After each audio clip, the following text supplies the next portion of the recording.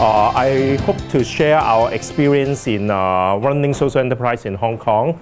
I came from Fullness. Fullness has 2 salons and 1 car repairing center. We found our social enterprise back to 1984. So we are one of the longest established social enterprise in Hong Kong. So what we do is back to 20 years ago, we don't have the term called social enterprise. So we just start something that we want to help ex-offenders in Hong Kong. And then about 10 years ago, we start the salon business on the Hong Kong island. And right now, I think 2 years ago, we start this Fullness Social Enterprise Society. By creating this society, we hope to share the knowledge about social enterprise to all of you, young people or people working in the business sector. They are very interested in social enterprise, but they net the expertise, knowledge, as well as the experience and also the know-how how to run a social enterprise. So I know you come from a very diverse background, so and also of different ages. So I don't know how much you know about business or how deep you understand the social issues in Hong Kong. But anyway, what I want to do is I share my experience, and I think I will give time for you to ask me questions that may help you in your particular way. Okay? So FATSIS is our soft name. So we want to gather a group of professionals to promote innovation, social innovation in particular in Hong Kong. Okay. Okay, so you usually have a rundown of the 3-hour training, right? Okay. So first of all, I will talk about what is social enterprise and the current definition of SE. Okay. And then I want to describe the ecosystems of SE in Hong Kong so that you have a better understanding. Because SE is not only new in Hong Kong, but also new in many places around the world. I think only UK has a more well-established SE environment. And in most of the Asia countries, I think except South Korea, Hong Kong is the second most advanced in terms of social enterprise, but still is in a very infant stage. Okay, so I want to describe to you the ecosystem and what are the essential factors that affect the successfulness of social enterprise. Okay.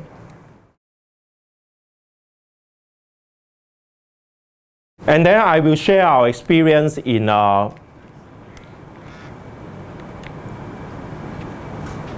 will share the experience of our Fullness hair salon. And then I will give you several cases. Then you may think, what are the social issues there? And how can you tackle the social problem? And then after I share the case, that I will give you some Q&A sessions. And later on, I will talk about the model or what most related to your competition is that you need to think through the steps in this theory of change so that you can make a good business plan or presentation when you join this competition. And finally, I will share the key practices that are prevailing now, which can give you a high chance of success. Okay. Lastly, I want to talk about ethical consumption. Okay. Okay. So I think no question, right? I just start. Okay. What is social enterprise? Okay. Actually, this term began in 1972, coined by J.A. Banks. It's talking about how people use managerial skills apply for socially constructive purpose. What is managerial skill? Okay, have you learned about planning, organizing, monitoring? That's the basic step of management skills. Year 1 university, year 1 management course. Okay, so in fact, many people do not apply these skills for social purpose. Okay, You are here in university, right? If you work outside, if you work in a business sector, you know what is planning, organizing, and monitoring. But if you work in the government, they don't have any monitoring at all, because they just need to do everything in right step, and then they finish the process, and they don't need to account for the result. Okay, that's the government perspective. If you work for a non-government organization, NGO, what they need is they need to apply a sufficient budget and then spend all the budget right away at the year end. Okay, they also do not need to measure their effectiveness. Only businessmen like to measure effectiveness, because if you don't have effectiveness, what do you mean by effectiveness in business sector? When you run a business, an effective business must generate sufficient profit or revenue. Otherwise, it cannot survive in a competitive market. So you can see management skill is basically coming from the business sector. But how can we apply the management skill for a socially constructive purpose? That's the first term coined in 1972. Okay, so and then many years later, there are two major schools of thought. This is related to your proposal. Whether you are submitting a proposal of a social enterprise, or you are submitting a proposal for social innovation. Okay, what is a social enterprise? You have many enterprises in the market, right? A social enterprise is just like another enterprise in the market, but you apply the managerial skill to the input so that you use the people, money, land, capital, labor, etc., for the social impact. Using an enterprise is like a corporation. Using a corporation as a vehicle to produce social impact. So it's running a business, running an enterprise. But social innovation can be something out of the box. I think the other workshop will talk about how to create more innovativeness. Okay, social innovation. For example, I will quote this example. Google is a social innovation. Its business never exists before. It's a total new business. Amazon, you can also talk about it's an innovation, right? There is no online purchase at all, right? So they are using a different kind of thinking to solve a problem in the society. So there will be a jump in the magnitude of social impact by using the same amount of money. Okay, so the impact will be different. Okay, by this social enterprise, you use the basic input, labor, money, etc., for a social impact. The purpose is use the same kind of input for social impact. This is an enterprise, but innovation can be something very big. Okay, I don't know what's in your mind now. Okay, are you thinking an innovation project or an enterprise project? Okay, for example, I think last few years they have some successful case called upcycling. Do you know what's upcycling? Recycle. You know what's recycle, right? Upcycle is by using some rubbish. You can say rubbish, but you make it to into a luxury product. For example, some of the metal in the car repairing center is useless, right? But you can make use of the metal to build a beautiful watch. So you are actually using some rubbish and upcycle it to become a very valuable project. Okay, this is called upcycling.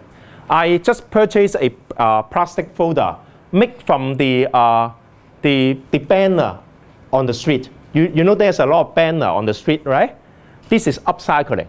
Okay, so this upcycling is an innovation, right? There is no upcycling business before, right? Okay, so try to think what you are going to do, okay? You don't need to make up your mind right now, but after this training workshop, you should make up your mind whether you're talking about innovation or social enterprise. When I come from Fullness Salon, right? Fullness Salon definitely is a social enterprise. It's not about social innovation. It's no innovation at all. It's just a hair salon on the corner of the street, but we manage the input, the money, the people to for the social impact that we want to create. That is create job for ex-offender and youth at risk. So Fullness Salon is a social enterprise. Upcycling may be a social innovation. Okay, so you can think about it. Okay, the most updated definition about social enterprise is focused on 3 things. Okay, if your business plan can address these 3 questions, it will be academically very sound. Okay, first of all, you identify a legacy problem in the society. Recycling is a legacy problem, right? Okay, food waste is a legacy problem, right? Ex-offender job is a legacy problem, right? Okay, legacy problem. And then you create an enterprise or a process so that at the end of the day, it benefits the powerless segment. Powerless segment means the marginal group of people in the society, elderly, ex-offender, drug addicts, or the youth at risk. So you have identified the problem, and then at the end of your social enterprise or social innovation, it benefits the powerless segment. Okay? Okay. I quote Google is one of the social innovation because by providing that, you know, they are trying using the balloon in the sky to provide free Wi-Fi service for those poor countries, right? Because in countries that are very poor, such as Africa, it's very difficult for them to lay all the fiber on the ground to provide Wi-Fi access, right? So they use balloon in the desert. So in the desert, you can still receive Wi-Fi. Yeah, very good. So it benefits the poorest people in the world. Okay? So it empowers the powerless segment. So you can think about it. Okay. Positive externality, if you have economic background, you should know this term, right? By externality, then you know what is internal benefit. Okay? If you run a business, what is your internal benefit? Your profit, your salary given to your employee, and your material, all these are internal benefit. But if your enterprise can create some externality, which is positive in nature, I think I better not use it. I'm losing my voice.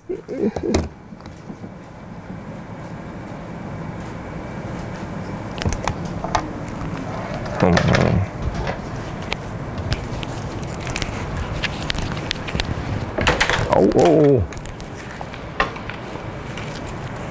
Okay.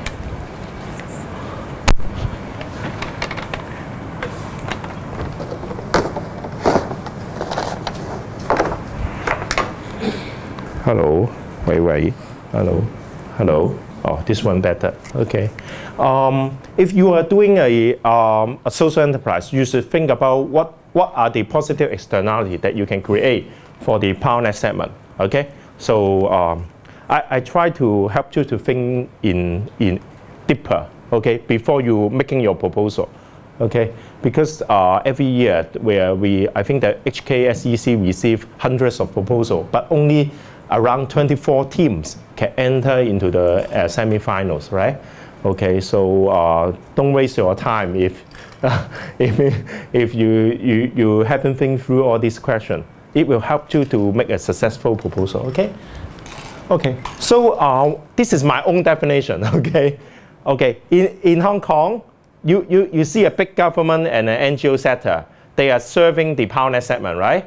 You also see a very powerful businessman. They are serving their own needs or for their self-interest. Then what is social enterprise?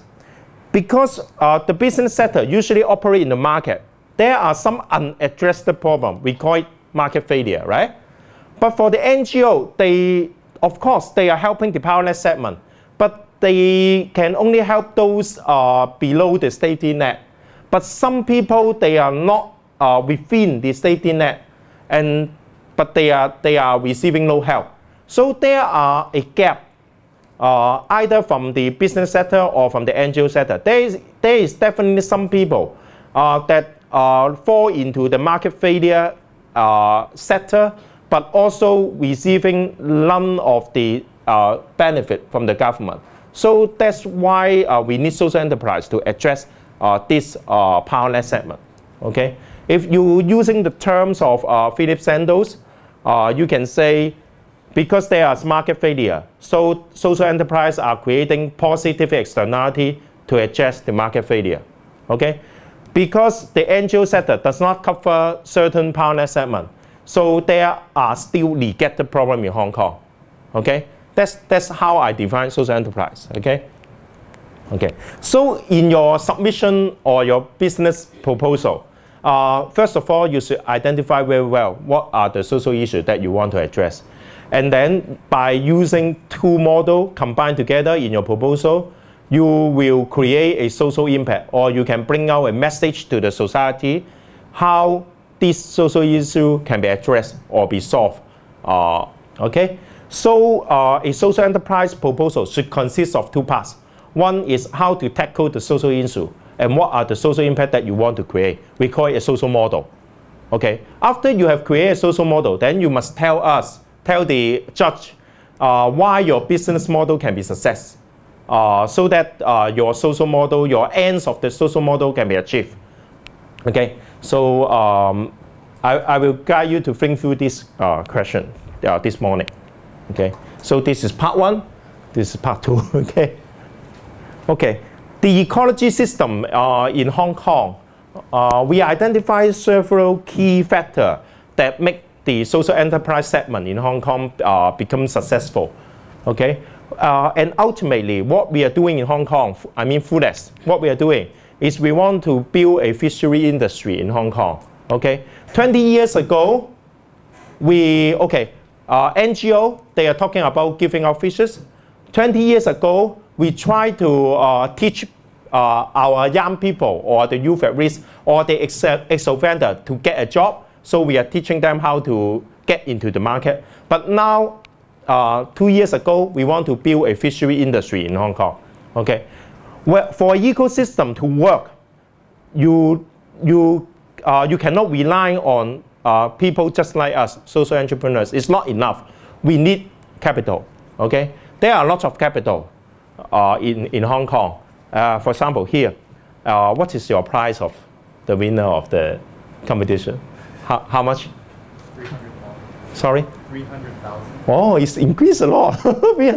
300,000. I think a few years ago it's only 100,000. So it's you know the trick for doing competition, right? If you win this, you got 300,000, right? You can use your proposal to apply for other competition as well. So each of the competition usually give you 100,000. So if you win 2 or 3 times, you already get 500,000. So it's a lot. It's a lot.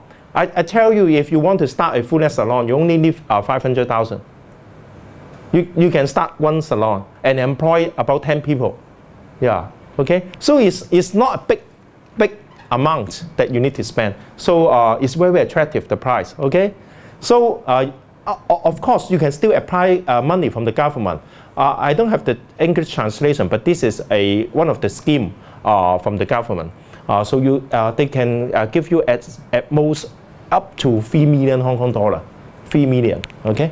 So you must have capital. Capital is all around Hong Kong. Okay. Capital is all around Hong Kong. You are very good living in Hong Kong, so that you can apply all this. Okay, and you have some business collaboration. If you are talking about an enterprise, with the help of a business corporation, you have a higher chance of success. For example, if you want to open there is a cafe 330 downstairs. Do you know it's a social enterprise, right? So they are employing mentally retarded people. Do you know the cafe downstairs? Okay. So if they want to run a cafe, a successful cafe, if you are first-time starter, usually it takes you 5 years to learn how to run a cafe to achieve an operating break-even. But if you have business collaboration, maybe you need only 18 months Then you know how, because they can give you all the business know-how, practices about how to sell a coffee or packaging or setting the menu or the pricing. So you don't need to worry about the business practice, but you need to worry about how you achieve your social mission, right? Because you are a social enterprise. So try to think about what are the business sector that you can get collaboration from them, okay? And of course, if you need coach, you can find us. We are a social enterprise society. We are more than willing to help young people to start their social enterprise. And also, we also got some money in our society. If you want to apply, you can present your business plan to me. Maybe we will invest in your project. Okay. And also, the last two, ethical consumption. I will talk about in the later part of today's seminar. We need consumer. Okay, this is common sense, right? Media. Try to think of a story for your social enterprise so that the journalists will be attracted to. Okay, will be attracted to, because social enterprise is such a popular story in Hong Kong. Okay, 3 years ago, only 30% of Hong Kong people heard about social enterprise. Now, more than 70% of Hong Kong people know about social enterprise. Okay, the speed of increasing is so fast in Hong Kong. So many of the newspaper, magazine, they like to report story about social enterprise, provided that you can give them a interesting story. Okay, so leverage on the media. I think for many of the free newspaper in Hong Kong, such as the AM 730 or you know AM 730, their objective is not to make a lot of money. Their objective is want to create a platform for people to speak of their different voices. So they claim themselves is something like a social enterprise because they are not for maximizing profit. Okay, they are creating social good for the people of Hong Kong. Okay, so you can approach them. Okay, for media exposure. Okay, okay, okay. I want to introduce this book published by the HAB Home Affairs Bureau. It lists down what we call the 20 successful social enterprise in Hong Kong. They are employing different type of strategy. I think it's a good start to learn from successful example before you write your own. Okay, I understand many of the young people, they like to write their own, whatever they think, they just write in the proposal. You know, as a judge, okay, I'm not your panel judge, but I read last year the proposal. If you just write your thing, you are writing a novel. Okay, you are not writing a business plan. Okay, be aware why you have to justify why your proposal can work. So why not learn from the successful story? There are 20 cases. They are employing different strategies to make them success. For example, some of them will use celebrity. Some of them will collaborate with utility company such as the Hong Kong Gas, Town Gas Company. Some of them will use free of charge talent as their mentor, okay? And some of them will get a money from the middle class people in Hong Kong, okay? So in the afternoon, you may have a chance to listen the other side, the workshop. They are coming from the SVHK, Social Venture Hong Kong. You can also apply funding from them. They have a lot of professionals, such as accountant, that you may think of leverage their resources and network. Okay, okay. So this book is free of charge. You can download in the government website. Okay, in Hong Kong, the total size of social enterprise is talking about 400 million. I mean, the total income or the revenue of social enterprise is only 400 million. Okay, it only make up of 0.02% of GDP in Hong Kong, but in UK, it's talking about 4%. UK is developed SE country, but Hong Kong is only 0.02. So there are there are 200-fold increase in the market size for social enterprise in Hong Kong. If one day Hong Kong can become like UK, okay? Of course, in other countries, UK is the most successful one, but in Hong Kong, I think because of the past few decades, we are more focused on business development, business sector, instead of the social enterprise sector. So we have a very low proportion of GDP coming from the social enterprise, okay? Okay, now I'll talk about the Fullness Salon. So just to give you an impression about what we are doing in Hong Kong over the past 10 years. Okay, you can see the photo. Here are our staff. Some of them are hairstylists. They are normal, so-called normal hairstylists. Some of them are junior. When we say junior, it's talking about the youth at risk in Hong Kong. They don't like to go to school. They don't like to study. They hang out in the midnight. Some have drug addicts problem. Some are ex-offender. They are still in jail terms, but they are being released for outside work. So we call them, they are still under probation. Okay? There may be some government officer, they will come to our salon and check whether they are still working. Otherwise, they will be recalled back to the jail. Okay? So you can see some, so it's a mix of people. Okay? Okay, here's me. He is another investor of Fullness Salon.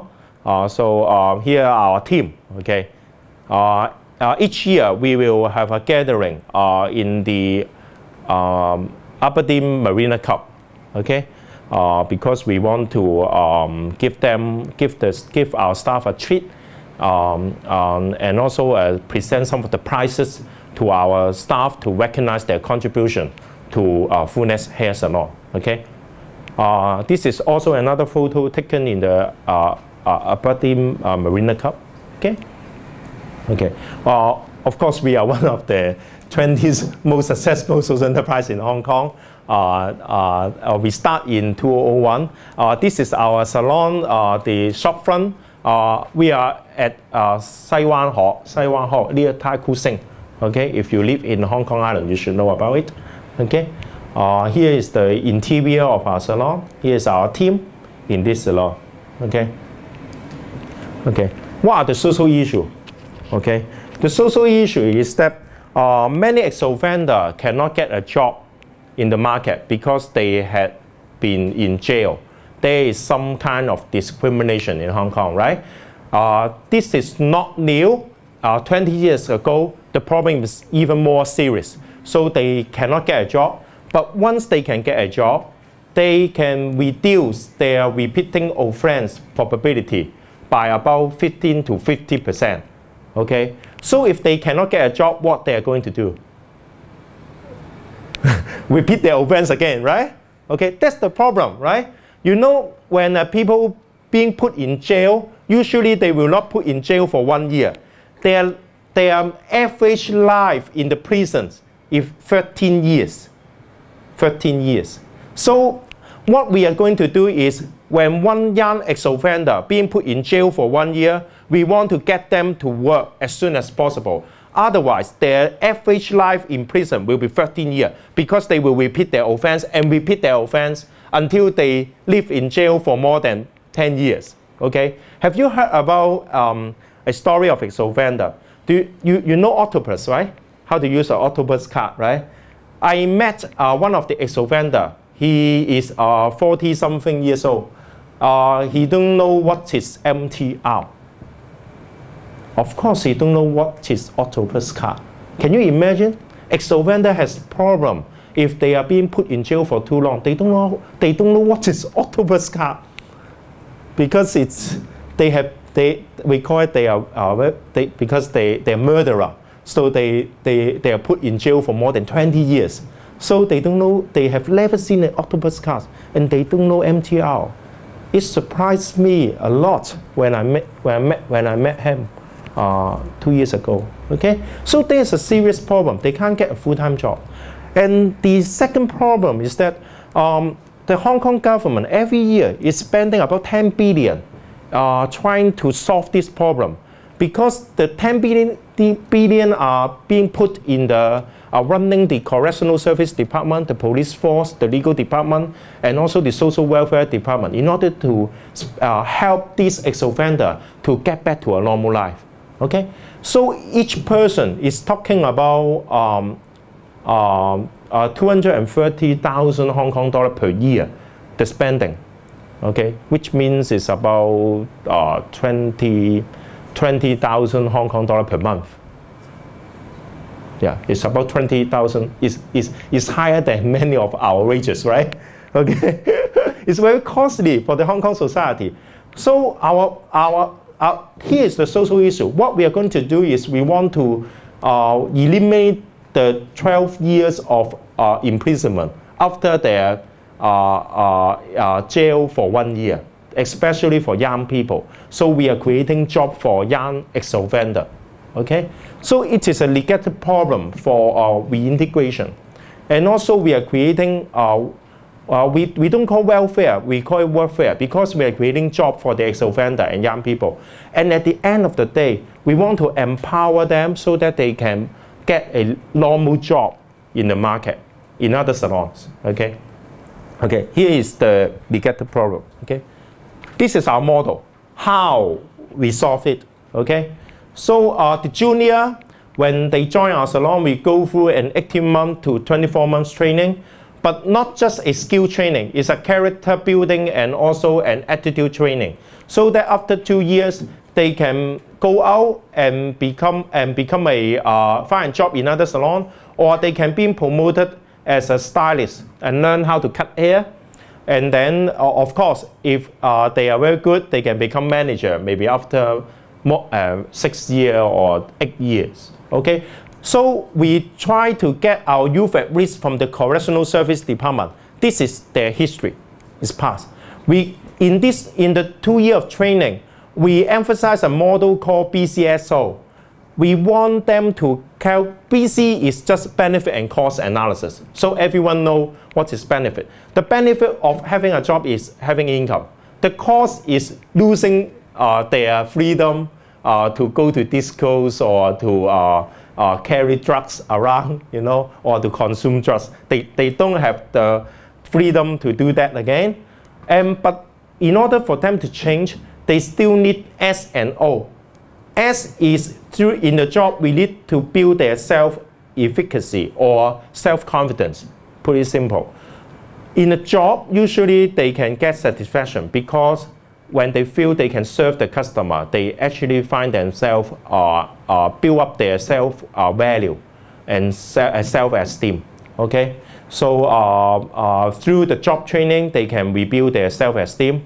And others, we have mentors. Our normal stylists are their mentors, and also we have some church fellowship provided to them, so they have others to talk to. Okay, so we use this BCSO model. After around 18 months, we will try to send them out for a job.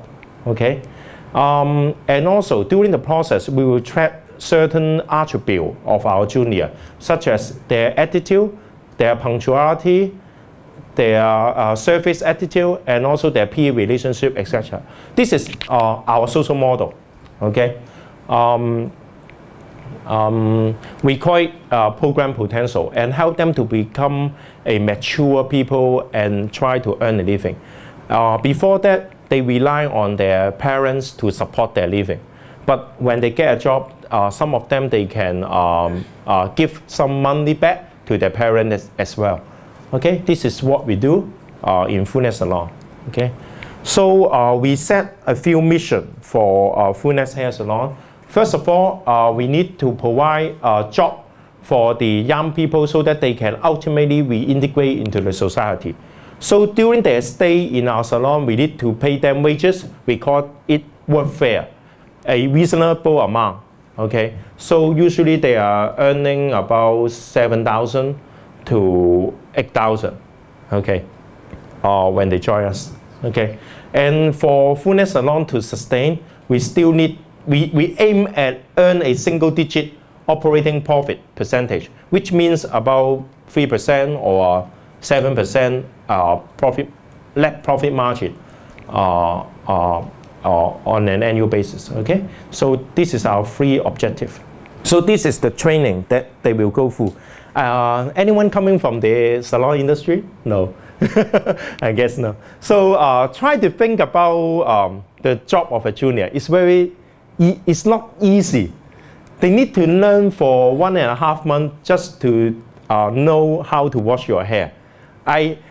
Before I joined Fullness, I didn't know that it takes so long. I think 1 week is the most they need to learn about doing hair washing, but it takes them 1 month.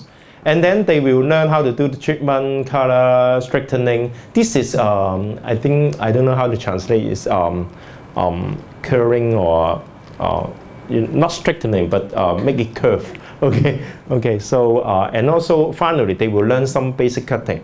You know, when they join a salon, they can only do hair washing, but using a scissor is a very advanced job already. So it's already 1 year after. This is the salary they can earn. This is the age of our junior.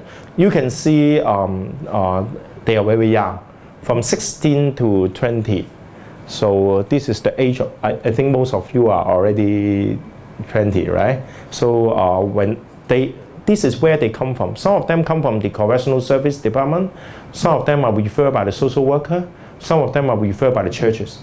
Some of them are referred by the probational officer. Okay, you can see their various background. Okay,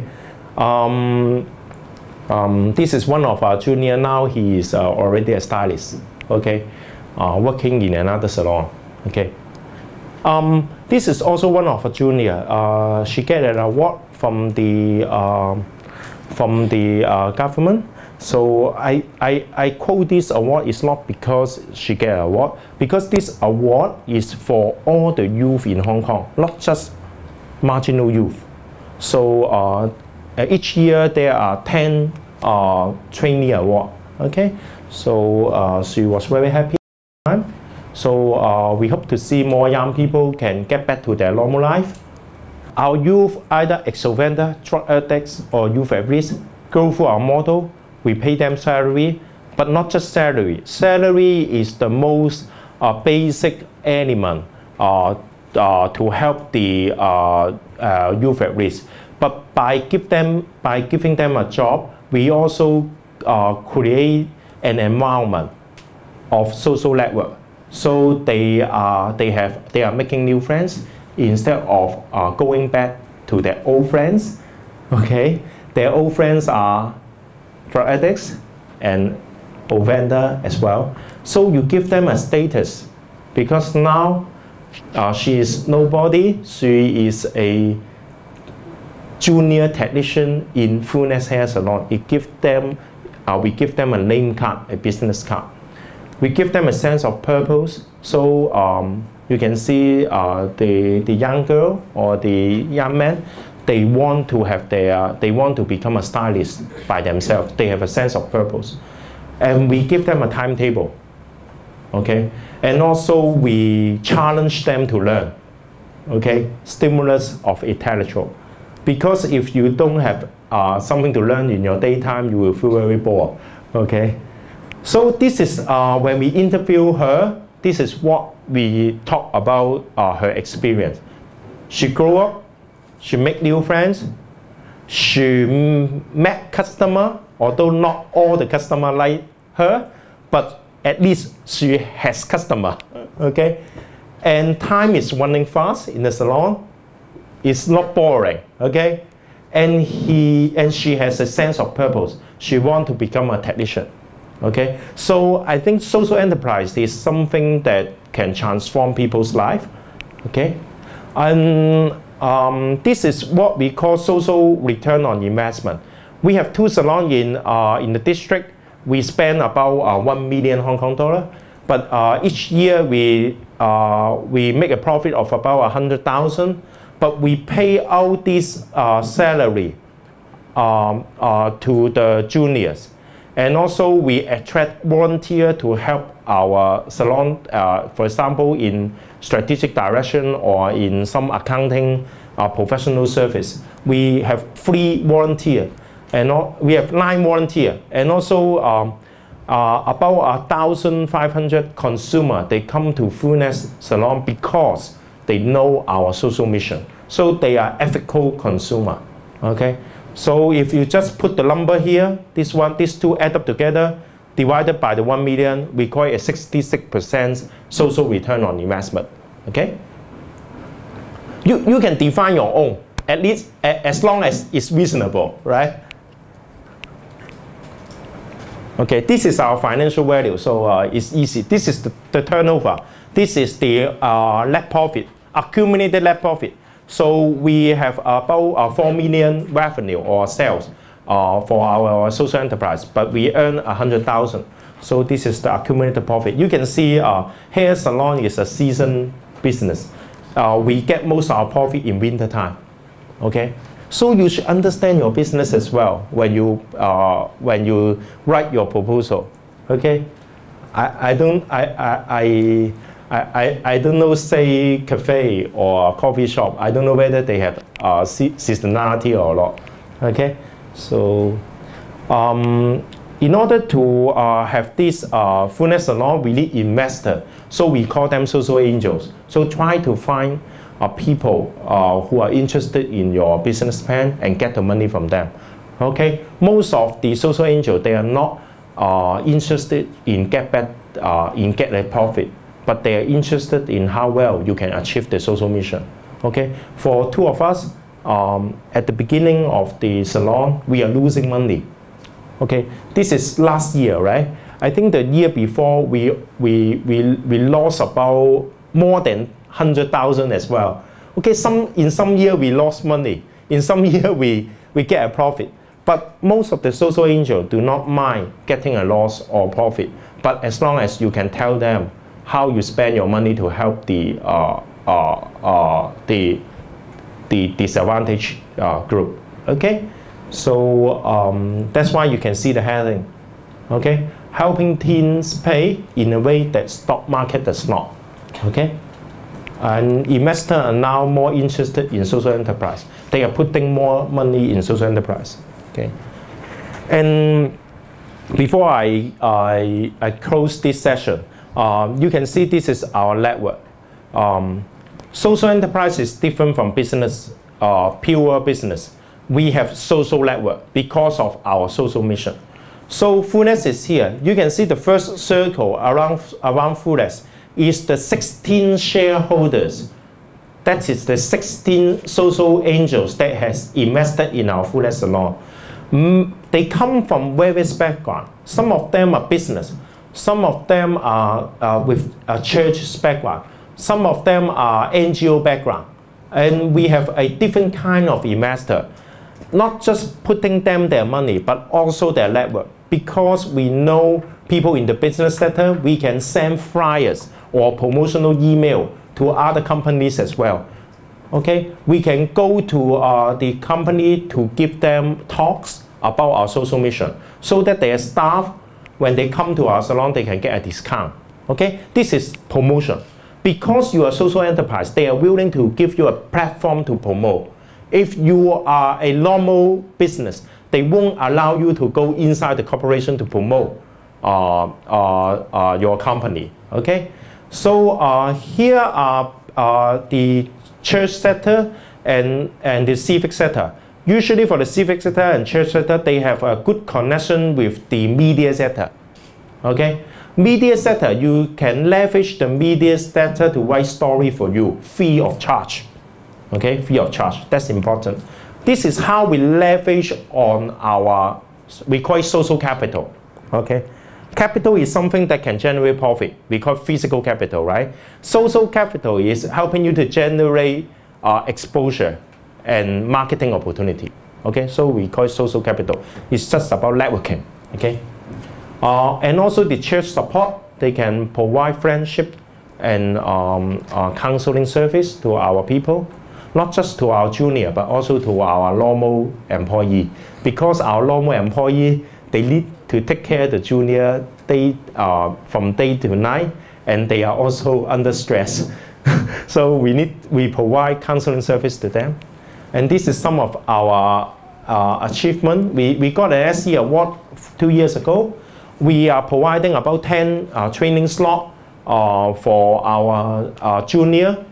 Every year we can only train about 6 junior because each junior will stay in our salon for usually 2 years. So if we have 10 seats, we can only train about 5 junior each year because the turnover is 2 year. Is 2 year. Okay, we make a small profit, but actually it's not so small.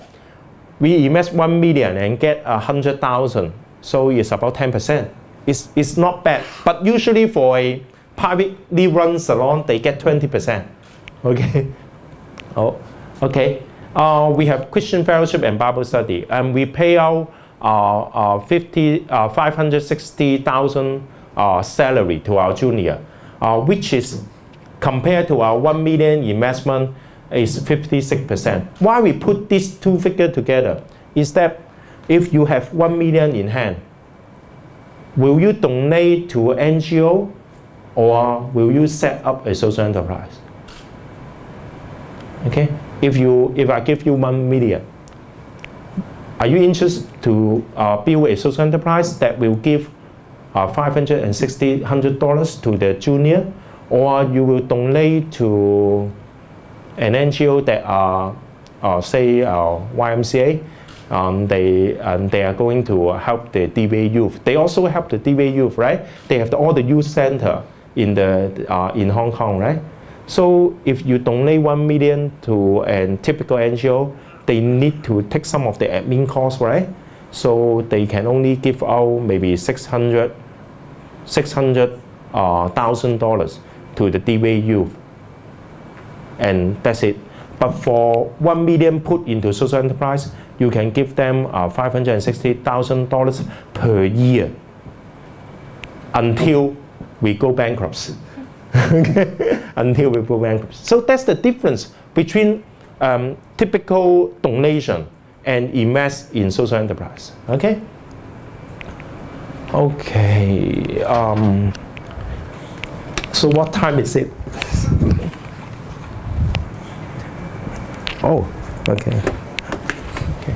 So I will just go through this slide, and you try to stimulate your mind, because you will not going to submit a Fullness hair salon proposal. You are definitely submitting something else.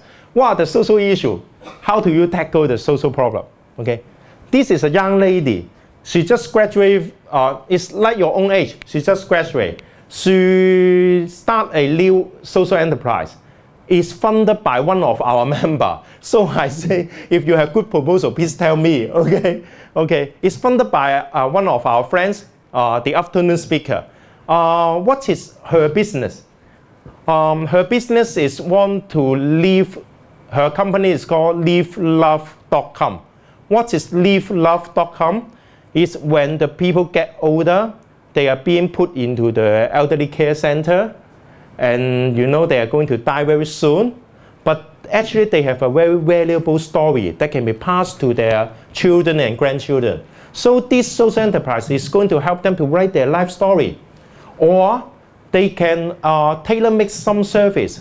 After they pass away, maybe they can help the elderly to send some gift to their grandchildren.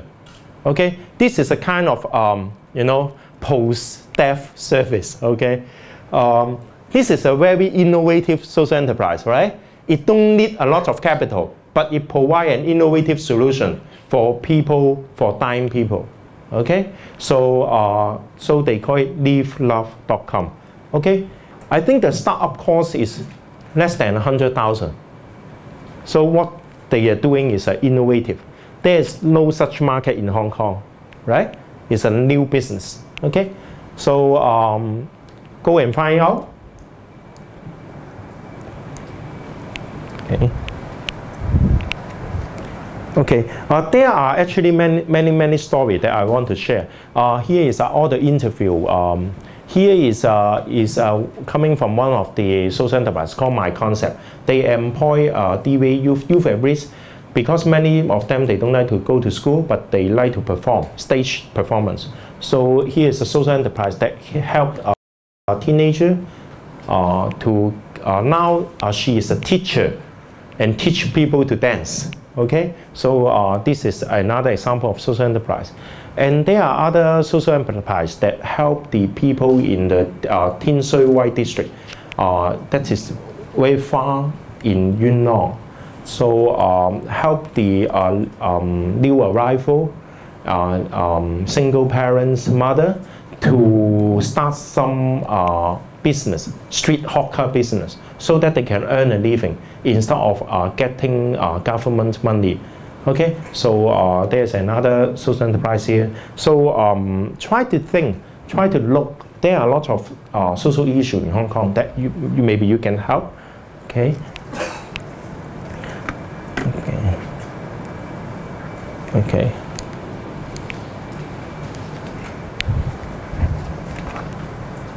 Okay, here is another story. It's called the Jinko House. What are the social issue here is the unemployed elderly people. Elderly does not mean patient. Okay, elder just mean having more experience than us, so they can still work. So they this restaurant is tailor-made for the elderly. They are all served by our elderly, and they are usually more patient to the customer, and also they speak very good English and French, because many of them back to the World War II in Hong Kong. They have a very wide exposure to the outside country. Not now in Hong Kong. Right now in Hong Kong, people only know how to say 普通話, but actually back to 40 years ago, people speak very good English. Even a primary school student, they speak very good English. And also because there are a lot of English people and also the French and also the American working in Hong Kong, so they speak very well foreign language. So you will be surprised by them. And okay, this is our salon. Okay, this is the SVHK. So you can ask the speaker in the opposite room how to get money from them. And okay, I will skip this. Okay, this is only you can refer to the book, The 20 Winning Strategies. You can read it because it's bilingual. So I recommend this book for you. You can see how they do their social enterprise, so that to make it a successful case. Okay, media and media. Magazine are like to report social enterprise story. Okay, so maybe it's Q&A time, and then we can. What time to take a break? Let me check the session. Okay. 頭先嗰個我唔知頭先嗰個佢好沙啊！我用呢個好啊。Okay. Any question for the first part first, and then.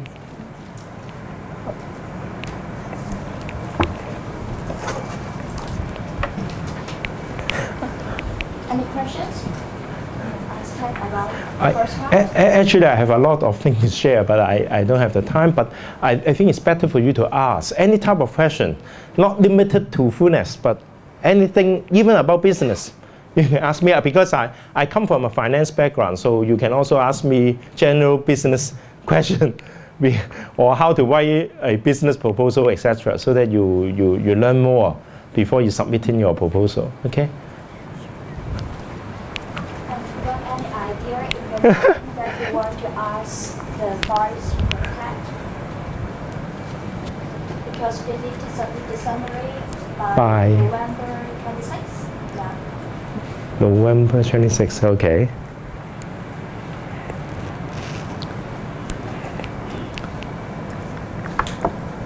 And all of us got your idea. This was already present. Yeah.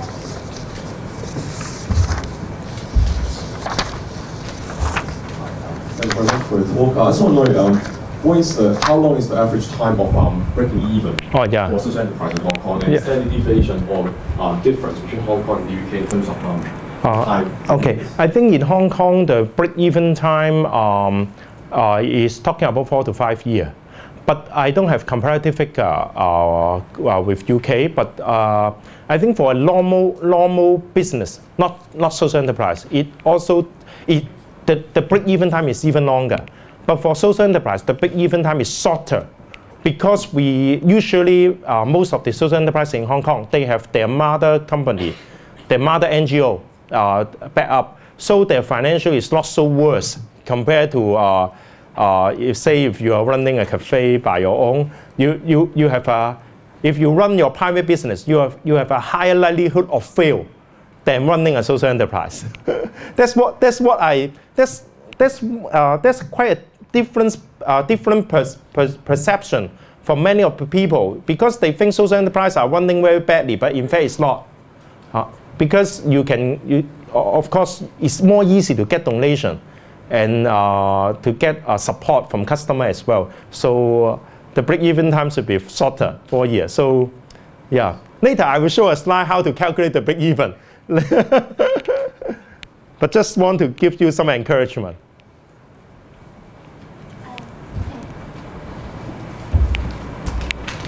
Do you think social enterprise can live on its own without support from NGO or government? I think Fullness is one of the case, but I must say that we also learn, we call it a learning curve. Fullness, we started as a salon, but we are not coming from a salon industry, right? So we learn about 5 years to know the practice of running a salon. For every industry, they have some hidden rule or trade practice. For example, how do you get discount from the supplier? So if you are not in that industry, you don't know the tricks. So we use up about 5 years to get along well with the trade practice, and then we get break even. I think we get break even in around 2006, 2007.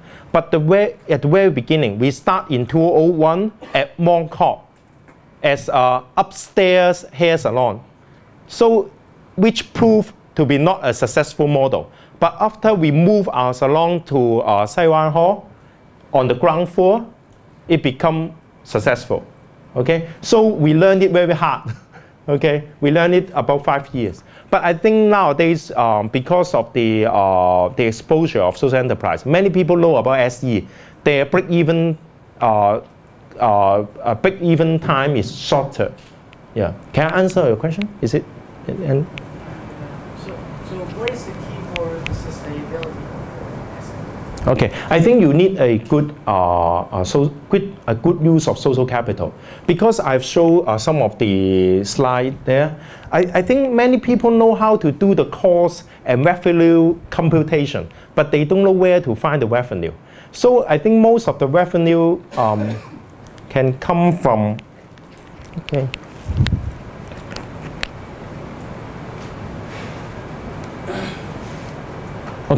some of the revenue can come from your social capital, such as church. Church is got a lot of customer, middle class customer that support social mission, and also you must leverage your social capital. Okay, I share our experience. Before that, when we start our salon, Fullness Hair, we only have one shareholder. Okay, of course, that's good in terms of control. But after we get 16 shareholders from the, we call social angels, right? We got not only money from them, but also their network. This kind of network, I mean the circle of influence outside the first circle, give us a lot of business. So it helped, in our salon, we have more than 50% of customer is not living in the same, is not living in the district. So they are coming from outside. So why people coming, not living in Tai Kwu Sing will come to Sai Wan Hall? Because of our social mission, because our word of mouth, because of our network. Because our level, so that people know about Fullness Salon very well in Hong Kong. So some of our customers coming from Saigon, and some of them coming from Aberdeen, some of them coming from Tuen Mun. One of our staff actually live in Tuen Mun, but he purposely traveled for 1 hour to work for us. Okay, I think leverage the social capital will help you to become more successful. Okay, This is the uniqueness of social enterprise.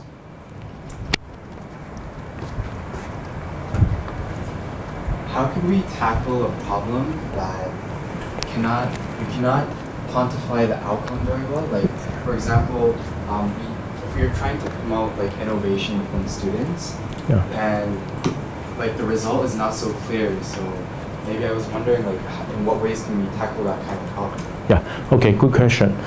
You can see even for us it's difficult. We can only quantify, of course, financial return and also the salary paid to our juniors. But for this, we can only count the numbers, right? We call them 1,500 ethical consumer. So I think for this part, recently we also talked to an NGO. They are social worker. They are finding very difficult to try to quantify their social impact. I think one of the things that you can use is your library. When you search your library, there are lots of journal database. Coming from the social science background, they will talk about, for example, for one of the loyal customer, actually they can put a value for a loyalty. Okay, so there are actually some research in the social science field that can give you numbers or try to quantify it. But I understand it's very, very difficult to find. Okay, it's difficult to find, especially if you are doing social innovation project. For social enterprise, it's more easy. We have many, many terms that are already exist in the world, right? Return, a number of people. But for truly innovation project is say Amazon. How do you define their social impact? It helps a lot of people to save a lot of transportation costs and logistics, right? But how can you give a figure? Okay, when we talk about Amazon, we are thinking about whether Amazon is making money or not. But in fact, you just imagine you can now buy books instantly, right? For $9 US dollar. What the saving in time? How do you count the saving in time?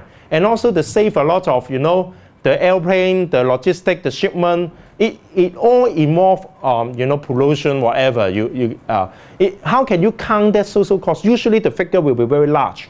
But I think in your proposal, at least you are able to articulate. Articulate means to write it clearly about the social impact. So you cannot quantify. But at least you can identify and tell the judge, at least we are creating social impact in point 1, 2, 3, at least.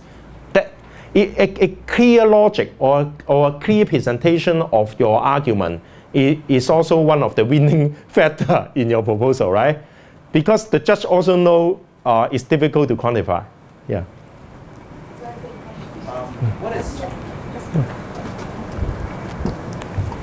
What is the key to expand your social capital? Oh, okay. Okay. What we do in Fullness is we are very hardworking people. I think every year we go out to talk, including this type of talk, for more than 10,000 people. And every month we have at least two talks in university, churches, NGOs, hair industry. We purposely go and get to know people in the industry, in the schools, etc. Because we leverage because we have investor, the social angel coming from different background. We leverage their network to approach the media. For example, this is one of the NGO. They have several schools. We go to their school to share our mission with their teachers and as well as the students. So I think hardworking. And also you must embrace the different social angel. Because they are coming from different background, sometimes you will create conflict with you because they are carrying different value. But you should try to embrace their benefit that they can bring to you rather than just quarreling with them about the direction, money. You should leverage their level. For example, business. Business, usually they have very good connection with other business as well. So just ask. Usually they will give you a chance to talk because you are social enterprise. Right, it's true. if you are not a social enterprise, this circle of influence is useless.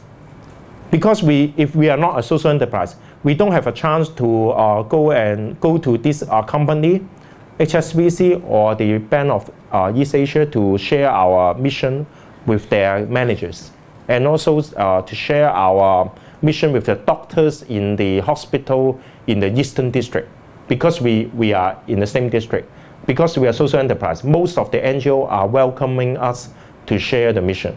But if you are a business corporation, they won't allow you to send them any message or e-newsletter to their members, right? Yeah, so just be brave. I think collaboration maybe. Yeah, sometimes we give discount, but of course, as a social enterprise, we don't want to give a big discount to them. But sometimes it's a collaboration. Because collaboration, you can also lead a win-win situation. I think easy to yeah. what you want. Yeah. For example, we are collaborating with the Hong Kong set. So I give you a talk here, but then at the same time, you are also learn about Fullness, right? Yes, sure. Any questions? I'm just wondering, once you have your capital, how do you go about allocating it? Especially because once you get more and more shareholders, it's probably likely that they have different ideas about how to run your business. So ultimately, who has a say in how you go about determining it, especially if you're not familiar with the industry? Yeah, okay. There are two questions. One is where to get capital, right? The other is how to allocate the capital because of the different shareholders. We have a controlling shareholder here. So Fullness Salon is owned by one of the NGO who started the car repairing center 20 years ago. So the original, we got the parent NGO, own more than 50% of the shares in this salon. So when we do our roadshow to raise money, actually for all these investors, they don't care of not having the control as long as you are doing the social mission. So the social mission is actually controlled by the parent NGO. Of course, during the board meeting, there will be conflict about the priority. For example, once you get a profit, are you going to expand to another shop or to recruit more youth, or you should pay higher salary to our stylists? There are, of course, there are conflicting interests because we are coming from different backgrounds. For example, SVHK, they are a fund. They will look for try to get a higher return first before expanding the mission. But, for example, me, I'm coming from a church background. I'm more interested to get more youth and help them to build a normal lifestyle instead of getting the money first. So there are conflicts in the board meeting. But as long as you have a controlling shareholder, for example, here you are the one who write the proposal, you should think about keeping the control. Money is all around. Even though you keep the control, I think you can still get the money from other place. Yeah. Any questions? As you mentioned that there is a difference between a normal hair salon and the Fullness. The percentage difference is a profit percentage. As you mentioned, it's 10% and 20%. May I know what is the cost, the biggest cost that contribute to this percentage? For a typical salon, they employ, for example, if we have 6 hairstylists, they will employ 3 junior. But for Fullness, we have 6 stylists, we will employ 6 junior. So the salary goes to the junior, becomes our cost burden. If now you go to a salon outside, you will see there are no junior there. The hairstylist will wash the hair for you. But this is against our social purpose. Our social purpose is to give them job and training for the junior. So this is our dragging factor. Yeah. So we need to charge a slightly premium and also to attract customer from other district in order to make up the shortfall. Yeah. If you're trying to make a completely new idea based on your business plan, what's the best way to figure out the amount of cost that will incur? Among cost incur to develop this idea into reality? You mean whether Fullness has some new idea or? No, not in the context of Fullness, but in general.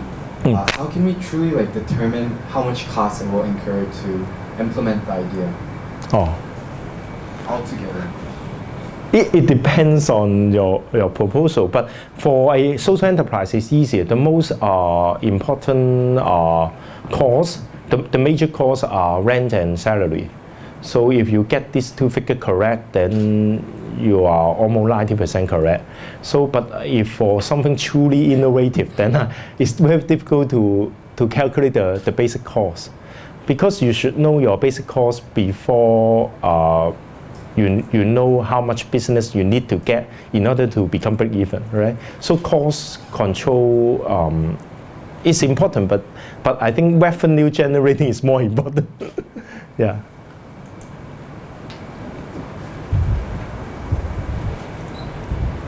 Thank you. Very good questions. Actually, any questions? Or maybe we can have a break, because after the break, this is a very important session. It's the theory of change. It is a very useful skill for you to generate your idea and then to put in the outcome, and then also this is like a formula, but it is a very good part for you to brainstorming. Yeah. One last. Oh, okay. Sorry. So, in terms of legality, I mean, when you register a company, what is the difference between a social enterprise and a normal enterprise? Is there any tax benefit, or is there any difference in the registration process? In terms of registering a company. Registering. Okay. In Hong Kong, there is no difference. Our salon is registered as a privately owned company. So if we earn a profit, we need to pay tax.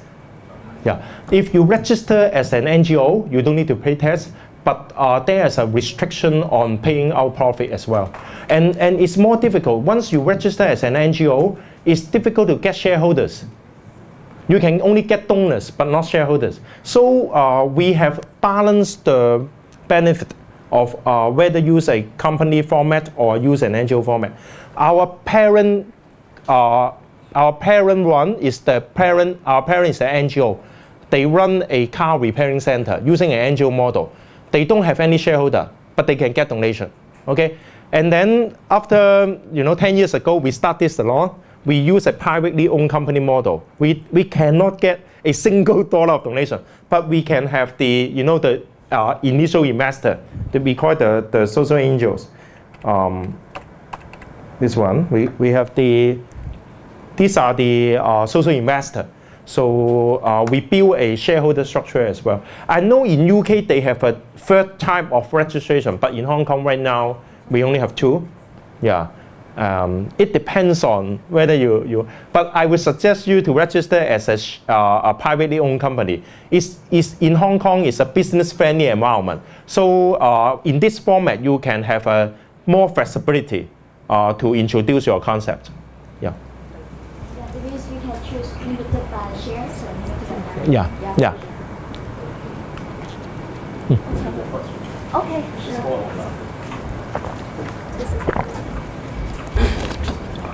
As far as I know, the government schemes of sponsoring, giving capital, I think they require to be under a certain. If you want to apply government funding, usually they will only give money to NGOs or charitable organizations. But I think they are going to lose it a bit.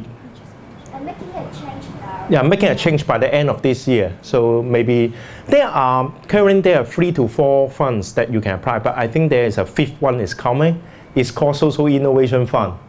So when you say social innovation, you can't limit it to just NGO or a charitable organization. So even for individual, they are allowing individual to apply the Social Innovation Fund. Yeah, so it's a good news for all of you, even for Fullness, but we don't lack of money, we lack idea. Yeah, sure, we in our bank account, we still have money. That's why we want your good proposal. If you really have good proposal, you should also talk to me. Okay, let's start again. Okay, so this part of about a theory or framework that will help you to think through the basic steps before. This is a guideline for how to write your final proposal. So if you can, sorry. For a summary, it's very useful. Yeah, so that you. This is the. There are several steps. If you follow, then you can make a comprehensive proposal. So we call it a theory of change. Okay. So.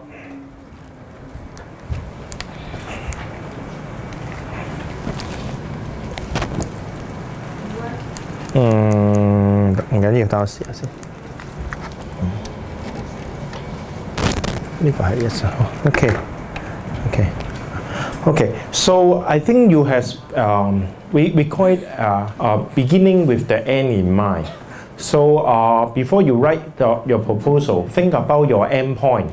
Okay, what you are going to achieve. That is your mission. Okay. So many people start with the input, but actually it's not good. You should start with your end result, your mission of your social enterprise. So once you have your decided social impact in your mind, then you can whiteboard what are the things you need, what are the enterprise process that you need so that you can achieve your social mission. Okay, so what do you want to solve? Okay, so for Fullness Salon is to help the ex-offender to get a job. Okay, if you have a clear mind, you should be able to present a clear story about your proposal. Okay, so have your mission in your mind. This is the first step. Okay, so this is your plan's key message. Of course, this is your end point in your mind. But before that, you need to go through all the steps. First of all, you have an enterprise process. That is your activities. Okay, your activities must involve some input and output, but not just the output. For example, in Fullness Salon, the output is a certain position for the junior, but this is not the ultimate social impact or the social mission. Of course, it helps maybe 6 to 10 junior each year. That's the output. But what are the changes that you want to bring about? We call it the theory of changes. So once we get our juniors get a job, of course we are helping them, but we want to bring about some social changes. Is try to stimulate a lot more cooperation to employ ex-offender. We want to, this is our ultimate aim. So by using Fullness Salon as an example, we can tell other people about our story so that they can employ more ex-offender or youth at risk, so that the ultimate end is the change of mindset or the elimination of discrimination. Okay, so you should be able to describe your activity, and then what are the changes that you want to bring out and your ultimate vision. Okay. There are a few certain steps that will help you to make a plan better, because if you can write it clearly, then your plan is already a very consistent and coherent plan, but not necessarily a winning plan. Okay, at least your plan should be logical, consistent, and coherent. Right? Okay. So first of all, think about the concept. This concept is actually your endpoint of your social enterprise. So this endpoint is already your executive summary. So at the beginning, the front page, you should write a summary that describes your endpoint of your social enterprise. Okay, creating 6 jobs for ex-offender each year. Okay, so that will guide you to write the executive summary. Okay, this is sometimes. People write a lot of the about their proposal, but they cannot summarize in a few sentences what they are going to do. So if the judge the judge cannot understand your executive summary, then I don't think he will be interested to read your plan. Okay, so make sure your ending point is interesting, your objective is interesting. Make the judge to read the whole proposal. Okay, so this is the executive summary, the concept. Okay, try to explain why you are interested in the ends.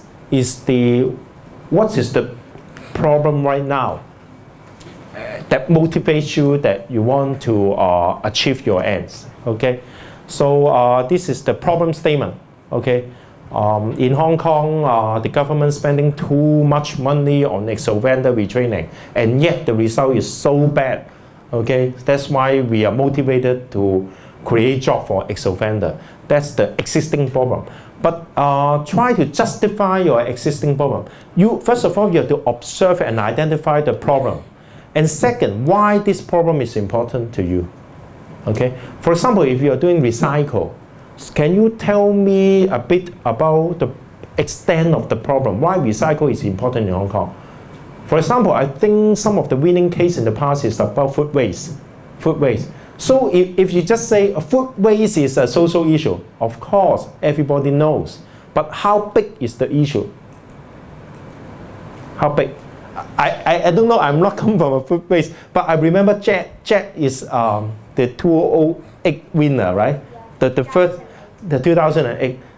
He is still doing his food waste recycling business. Then you must able to tell me how big the problem of food waste. I think food waste in Hong Kong is a very severe problem, right? Compared to maybe European or American, because in Hong Kong we waste a lot of food, but how many tons per year, per person, right? You're able to give this number to justify.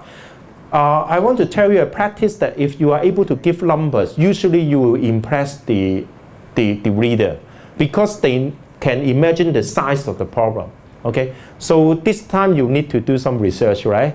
Okay, for example, if you are interested in upcycling, using the wasted banner along the street to do some recycled product, then can you tell me how many banners are wasted each year, and how many plastic waste being put into the reclamation area? So then you are able to explain why. Okay. So it needs some research effort. Okay, this is very difficult and important, because when I teach some of the staff in one of the NGOs in Hong Kong, they just keep asking how can we justify what we are doing. Then I ask them to go to the central library. There is a reference session. They can access all the academic journal. Because for academic, for the scholar, they can usually articulate the problem very well. So you can quote their reference. If we cannot solve this problem, what is the social cost to Hong Kong, right? That's why you need to have we need to have your solution to solve this problem in order to achieve the ends, okay? So this is the second question that you should be able to answer. Okay, the next one. And this is your vision. What is your vision is about your end result. Can you create a picture if your social enterprise is going to success?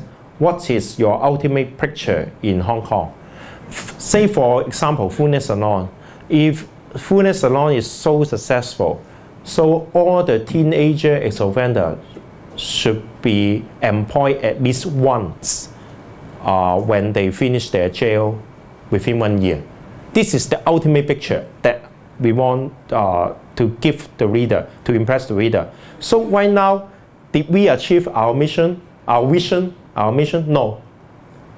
Because there are only 2 Fullness Salons in Hong Kong. We can only provide 6 seats. There are more than 10,000 youth ex-offenders in Hong Kong each year. Okay, so our vision is not yet accomplished. Okay, so I remember during the Q&A session, I encourage you can think big. Think big is about the vision. Think big. But just like us, Fullness Salon, we think very big, but we do very little. Okay, what we accomplish is very little. So we call it think big, start small. Don't be too greedy. You can think big. I encourage you to think big, to prescribe a picture for the reader, for the judge. But when you put into a plan in practice, you must start small. Just like us, we can only create 6 employment opportunity each year. Okay, so try to write a good vision to impress the reader. Okay, and then This part is about you have your vision, but do you set objective before your vision can be accomplished? So for Fullness here, we will set our mission, at least how much workfare we can pay, how many positions we can generate. So when you set your objective, usually it's about maybe from 1 year to 5 years. So what is your objective? How many tons of food waste you want to recycle each year? You can give a long-term vision. Say all the food waste are being recycled. But in your business plan, you should also state a practical objective, right? Within 3 years, we want to recycle maybe 100,000 tons of food waste each year. So there is a vision, very far end. But you must also tell the judge your medium-term objective. Okay, good objectives are measurable. Okay, and result-oriented. Okay, so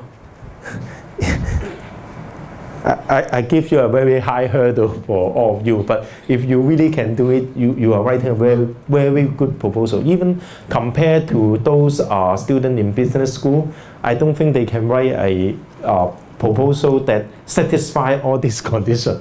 Okay, but I just want to set a high expectation for you so that your outcome will be good. Okay. Oh, okay. That's the SMART objective. Okay. Okay. Then the theory of change is about you have your vision and objective. Why, if you are performing certain activity, what are the changes that you will bring about? Okay, this is just an example. But put it simply, it's just if there are certain conditions that can be met, there will be changes in the society. So here is just an example. If a rural community can sell their local product through an online platform, there will be economic development in their community. And also there will be educational opportunity for their children, etc., etc. This statement actually is if you are doing a fair trade company, this should be your theory of change. If you, have you heard about World Vision sponsoring children in the developing country? So do you know when you sponsor a children in a developing country, you are not giving the money to the children. You are giving the money to a community development fund in their village. So the World Vision theory of change is that if we get enough sponsor to build the rural community with infrastructure, market opportunity, and basic necessity, their next generation will be benefited from the economic development in the village. That's the World Vision theory of change. Okay, so although you are sponsoring the children, actually the money is not going to the children's pocket, right? So you should try to give a theory of change for your proposal as well. Okay. So for Fullness, if the young ex-offender can get a job, there will be not just a salary, but a whole person development in their training period. Okay.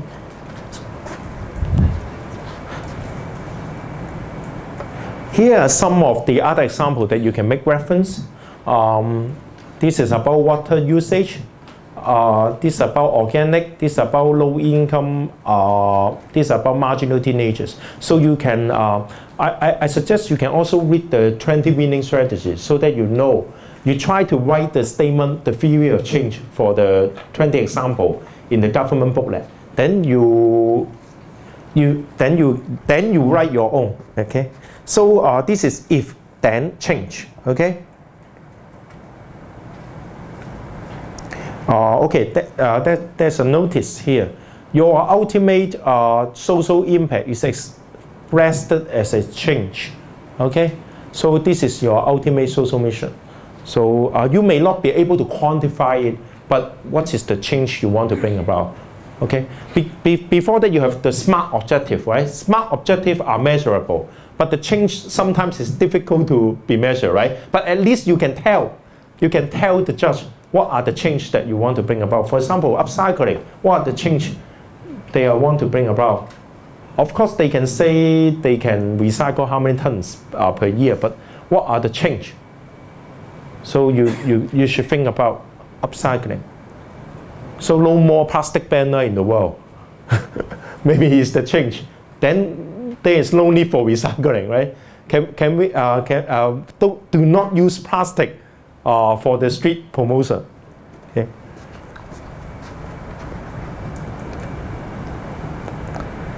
Because you are submitting a enterprise project, so you must have some product or service that are offering to your customer. So try to give the idea what are the potential customer of your enterprise. Okay, what are the potential customer? For us, our customers are middle class people who may not live in the same district in our salon. Okay, so it's about marketing. If you study about market segmentation, right? For social enterprise, it's very important to identify your customer and also your market segmentation, because usually for a social enterprise, you are doing something new or innovative. Usually the market does not exist right now, so you must we call it you crave out a market for your own. Right? For example, recycling or upcycling, there is no such market. But for Fullness Salon, you can say the market is already here, but it's not true. It's not true at the end, right? Fullness Salon is not just a typical salon in the same district. We are not competing with them. We are creating a market for the middle class, socially conscious people that are willing to travel half an hour to Saiwan Hall to do the haircut. So there is a different market. That's why we go to hospitals, we go to churches, we go to NGO to do our marketing, because they are the middle class customer for Fullness Salon. Okay, so you should have your own market segmentation. And if possible, you can tell your size of the target customer, but that one will be very difficult. How big is your target customer? I don't know. Okay, that one will be very difficult. Okay, and what is your product offer? Okay, once you know your product, then you must link your product to your market segment. Okay, that is not easy, especially for some truly innovative project, but you can try. It depends, because if something is really new, then there is no market at all. Okay, then you can't do market segmentation. Okay.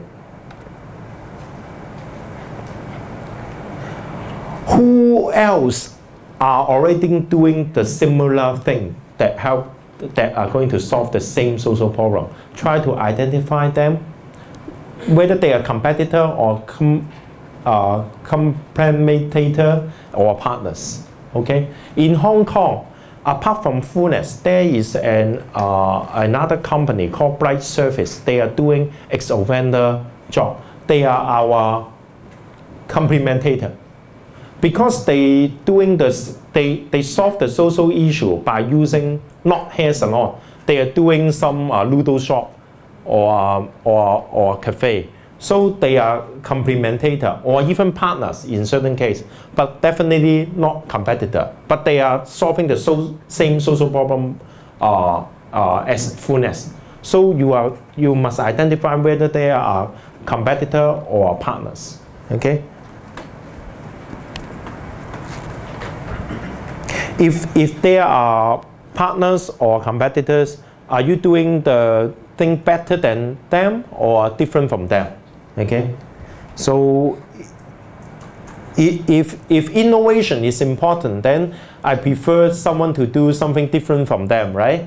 If your project is not so innovative, at least you must tell me or tell the judge you are doing better from existing service provider. Okay.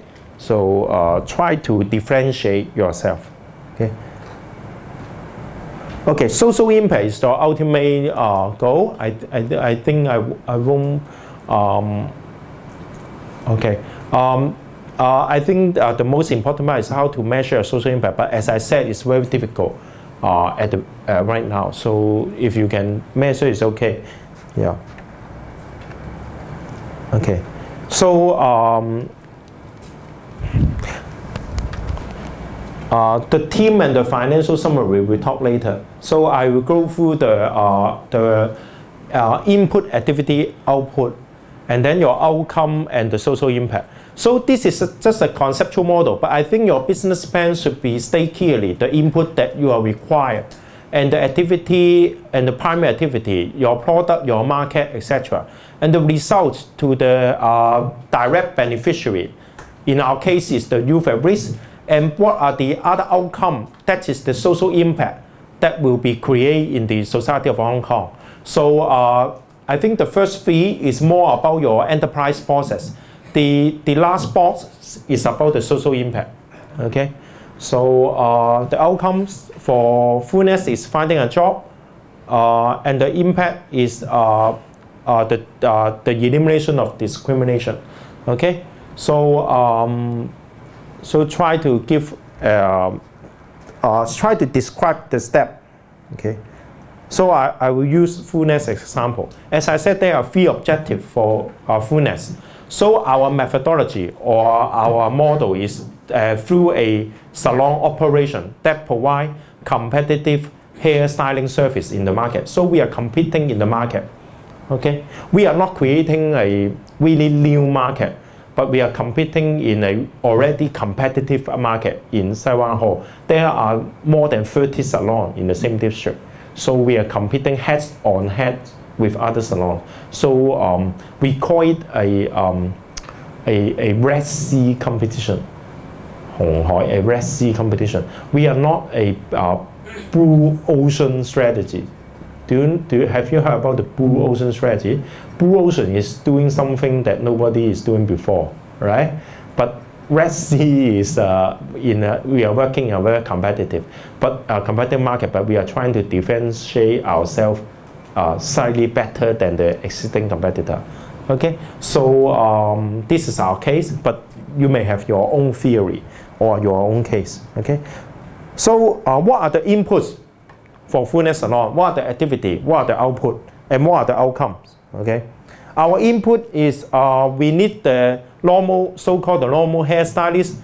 Capital is not a problem. We only need 500,000, but we also need the youth at risk. We need to build our network with the social worker in the district, and also the churches in the district, and also the government department, so that we can have the youth at risk that can come to our salon to work. And we must have a training program as an input. Okay. And then our activity is a market-oriented salon that are facing public. Most of the customer, when they enter into a salon, they don't know we are a social enterprise until they become a loyal customer. Then they will smell the difference. Okay, so that's why we say we are the market-oriented salon. Okay, so you may have your own one. Yours may not be market-oriented, I don't know. But if you are not market-oriented, then you are doing a Blue Ocean strategy. Then you must explain very well why this is a market that can be explored, or that market really exists. Then you need to justify. Okay. But if you are doing a salon, you don't need to justify there is a salon market. It's already here. Everyone can see. It's visible. Okay. So think about it. Okay. We also need, the activity is not just a market salon. Is we need to engage, have some fellowship and Bible study group for our people, so as to strengthen their soft skill, handling the youth at risk. The output is measurable, very easy to understand. More job for youth at risk.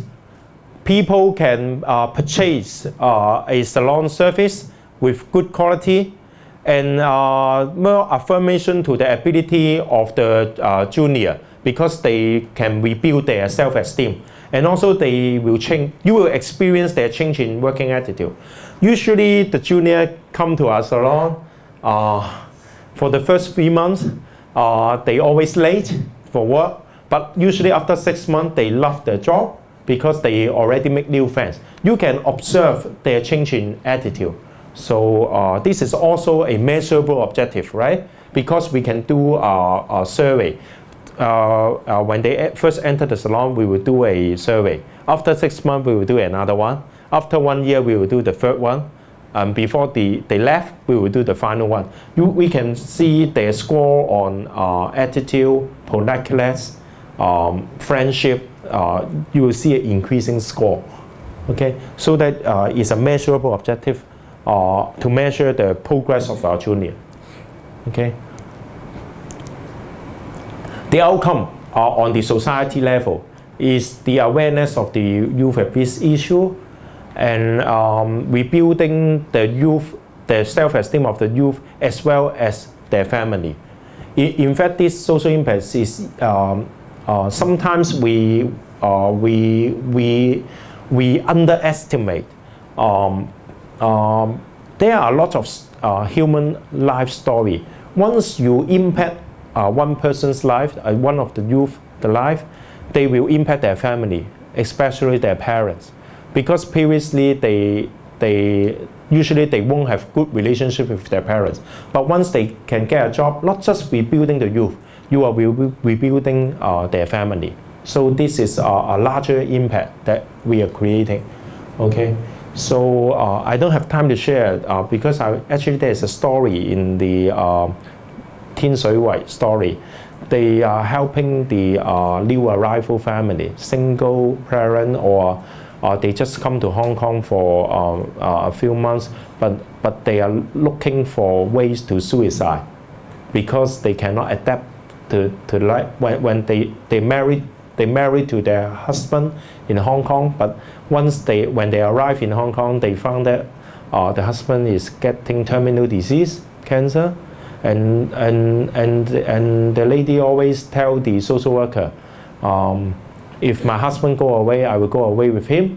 So I will go for suicide. If you are living in Hong Kong long ago, you should know about 天水圍. We call it 悲情城市, which means there's no hope in that district. People either, you know, a lot of suicide case. I think 8 years ago. So with one of the social enterprise project there, they are helping the people to become street hawker. It's a very low end social enterprise.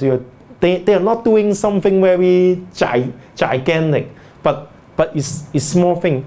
But the interesting thing is that once the woman become a street hawker, they find a sense of purpose of life and they make new friends. But once they make new friends, they don't want to die. even though they only get maybe $150 a day. It's not a big amount. $150 a day is only about $4,000 per month. So, but at least they are leaving the government social safety net, and they can survive by their own, and they have new friends. And not only that, the woman changed, and her husband changed. Her husband is a terminal disease patient, and of course, sitting at the home and waiting to be died. But when he saw his wife get a new job and become a street hawker, he was being encouraged. Sometimes when the wife need to go out to search for some inventory or goods to resell, the husband will come down to look after the hawker, the store, so that the husband become happier, even though he has terminal disease. So I think this is the social impact, the societal impact that really impact the laboring, the family, and also even the district. Now, if you go to 天水圍 again, I think the situation is much improved. So we have this. Don't forget to mention about this societal impact. Okay, because you are changing the life of the people. Okay. Okay, the team. The team is when you assemble your team, try to think of different expertise. For Fullness, when we invite our shareholder to become our board members, we on purpose to ask what are the skills and expertise they can offer. I think 5 years ago, we need some human resources people that are able to deliver counseling service for our hairstylists. So one of our board members actually has a counseling background. So we on purpose to recruit people into our team. So think about it. What are the expertise that can help your social enterprise? Okay. Maybe if you are doing food waste recycling, do you need someone working in the restaurant industry so that they can help you to collect all the food waste easily? Okay. So build your team. Okay. Financial summary. In the business sector, most people will only look at the financial summary, but for social enterprise, actually is the least important. But once you get all the first 6 steps put in place, you should know, you should able to create your income or cash flow projection for 3 to 5 years. It's not so difficult. Once you know your market, once you know your customer, it's not difficult to do your financial projection. So this one should be, although it's technical and professional in nature, but if you have think through all the questions, you should able to write a financial summary. It should not be a difficult task. Okay, most people think it's difficult because they haven't think through their market and customer. That's why they cannot make a financial projection, and their number are being challenged by the judge. Right? Because you can't tell the market, you can't tell your product, then how come you say you will have 1 million revenue? Okay, so this is the financial summary. So we have already mentioned about the social model and the theory of change. Now I want to share a little bit, a few practices that we find is quite useful and practical in the real life. Okay. Then I will give you time for Q&A. This is the part 2. Okay. we have a whole course for entrepreneurship, but of course I can't share with you the whole course. It takes 10 lectures to teach you how to do social entrepreneurship. Okay, I want to give you an idea. This is the social impact. You want to impact the government, business, or the angel sector. This is the ultimate goal. But before that, if you want to make it happen, here is a key decision making. Before you really want to go ahead with your social enterprise, actually you have to go through 1, 2, 3, 4 key thinking or key practice before you make a decision to go ahead. Once you go ahead and set up your social enterprise, you have to apply your managerial skill, right? Managerial skill is planning, organizing, leading, and controlling, right? So this is management. If you are doing something that an existing business is doing, then you don't need the four step before. You just copy their model, right? And you do planning, organizing, and you do better than them. You are already doing a business or an enterprise, but you are a social enterprise. So how can you find an opportunity for you? How can you make a break-even case? Conceptualize. Can you find an innovative positioning for your social enterprise? Because you are a social enterprise, you must have some innovative element, right? Otherwise, you are just an enterprise, okay? And then how can you leverage your social capital? Once you get the 4 things ready, then you make your final decision whether to go ahead. And then you do a normal management exercise, and then you can set your ultimate goal. Okay, this is the entrepreneurial process. Okay, so I won't talk about the right hand side of the decision making. Okay.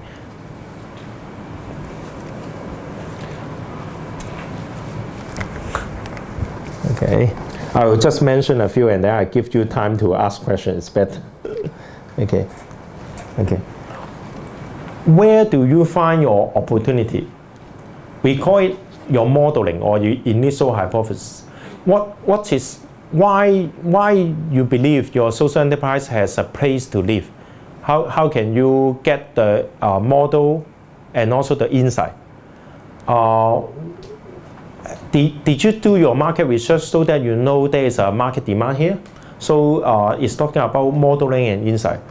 This set the stage for your social enterprise to exist. This is justified why your social enterprise can exist in long run. It's justified by market research and a sound model, whether it's a social model or business model. So this is the first step, okay? And then conceptualization is talking about risk control. Risk control is to calculate when will you achieve your break-even, okay? And how to minimize the potential loss, okay? So this is 1, 2, 3, okay? And proactiveness and innovation. And proactiveness, I will talk about later. Innovativeness is your unique position of your social enterprise. Why your social enterprise is unique in this way? What are the social value that are unique to your social enterprise that you are going to create for the society? So we call it a value proposition, okay? And resources is the circle of influence. So that I've already mentioned, it's about the social capital. Are you able to list down your potential resources that you can able to leverage? So this is to show whether you have the sufficient resources or circle of influence that you can leverage. I mean, this is not a mandatory, but if you really want to go ahead with your social enterprise project, you should think through this from 1 to 6, okay? 7 and 8 is for those you are already running a social enterprise. Then you have to tell the public what is your articulation, how to articulate your impact, how to tell a good story to the general public, and how to actualize your purpose of life. But for an entrepreneur or for a startup, 1 to 6 is important, okay? It's more important than 7 and 8, okay? So I will just highlight and stimulate you to think, okay? Where do you find your opportunity so that you can set up your social enterprise? Why you believe there is such an opportunity? What is an opportunity, okay? An opportunity is you find that the market failed to satisfy. Then you have an opportunity.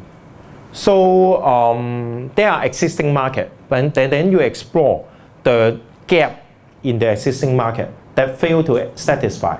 Then you go into that particular area. Okay, so find a market failure. Okay, okay. Then the second part, why the market will be ultimately be realized, why your proposal is possible in a future day. Okay, have you checked this 1, 2, 3, 4? Okay. So for example, upcycling. Is there any demand? Customer, they want upcycling product. Okay. If you look around, you will see people are buying plastic folder, paper folder, etc. It's an existing market. But is there any market for upcycling plastic folder? Okay. The customer won't tell you because it does not exist yet. This is we call unspoken or unaware needs. Okay. Okay, let me give you an example. Apple is very good to identify unspoken and unaware needs. Okay? Once the product come out, then you know you have a need. Okay? So Steve Jobs is good and identify the unspoken and unaware need. Of course, Android is not good at that, right? Okay? But Android also has a market. You know they are creating a market as well, smart market. So they are not adjusting the unspoken in a way, they are just copied, right? They copied what the iPhone did. But the second question is important. How much customers are willing to pay? Then you know why the market exists, Apple and Android, right? Apple is the first mover, is telling you the unawareness, right? But Android asked the second question or answered the second question more correctly. I'm an Android fan, okay? Of course, I know Apple iPhone is good, but I'm unwilling to pay $6,000, okay? But I'm willing to pay $3,000 because Android answered my second question. How much customers are willing to pay for the unspoken need? Okay, that's why I use an Android phone. I'm not using an iPhone, okay? So, yeah, at least you go through this question will help you to understand the market better, right? Whether you are tackling the unspoken needs or you have think about how much they are willing to pay. For example, for upcycling plastic folder, how much you are going to pay? If I use a recycle banner to produce a plastic folder and sell in the bookshop there, how much you are willing to pay? $10? How much is the plastic folder? $5? $5? I think $5. I don't know actually. So if it is an upcycling product, how much you are willing to pay? 10? 15? How do you know?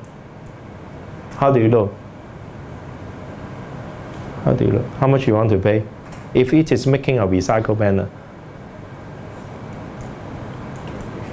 Sorry, 10? Can it be free? No. Then my social enterprise will become bankrupt right away. Can it be free? Okay. Are you willing to pay more or pay less than a typical folder? Pay less? Pay less. Wow. Then the market does not exist at all. Yeah. Yeah. So if you are doing an upcycling plastic, actually is currently running as a social enterprise by the Love Multicultural. LMC is a social enterprise. They are helping minority to get a work in Hong Kong. So they are doing upcycling for the plastic folder. They are selling the plastic folder for $25 each. $25, not $5, 25. But I bought 2. Okay?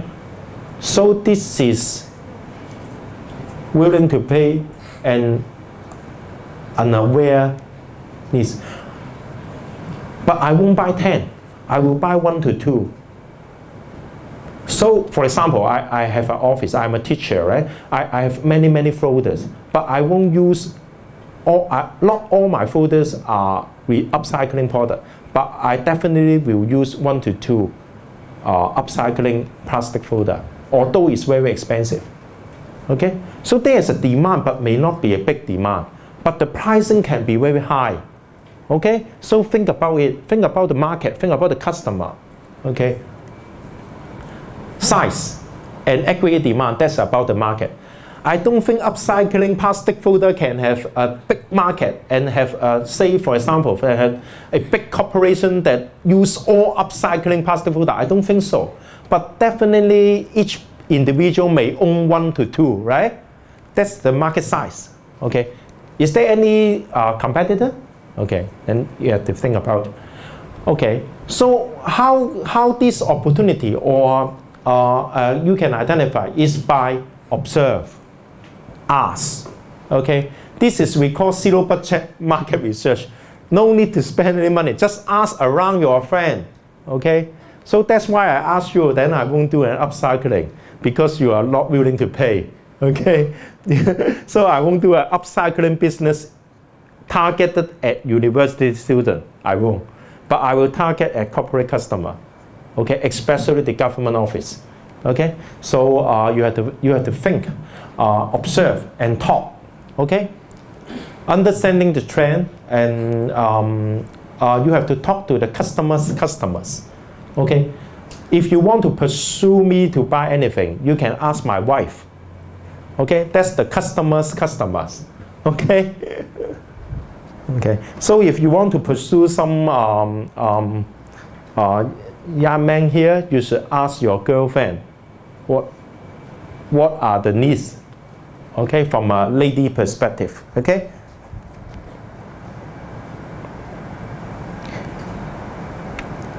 There's an interesting observation. If you are doing organic or fair trade product, coffee or vegetables, organic vegetable, you must ask your mother whether they want to buy. Okay, this is your customers. Okay? Okay. This is, we call it conceptual. Actually, it's a break-even analysis. If you do accounting in school, you should know about. Your break-even point is you must think how many deals you can achieve per month times the amount of the average income for each deal.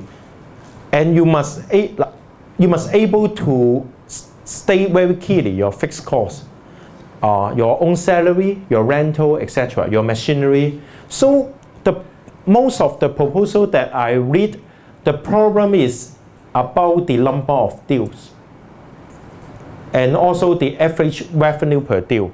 Just like the plastic folder, I may incorrectly estimate the average amount of deal and also the size of the market. So I cannot achieve a break-even that is greater than my own salary, fixed cost, and variable cost.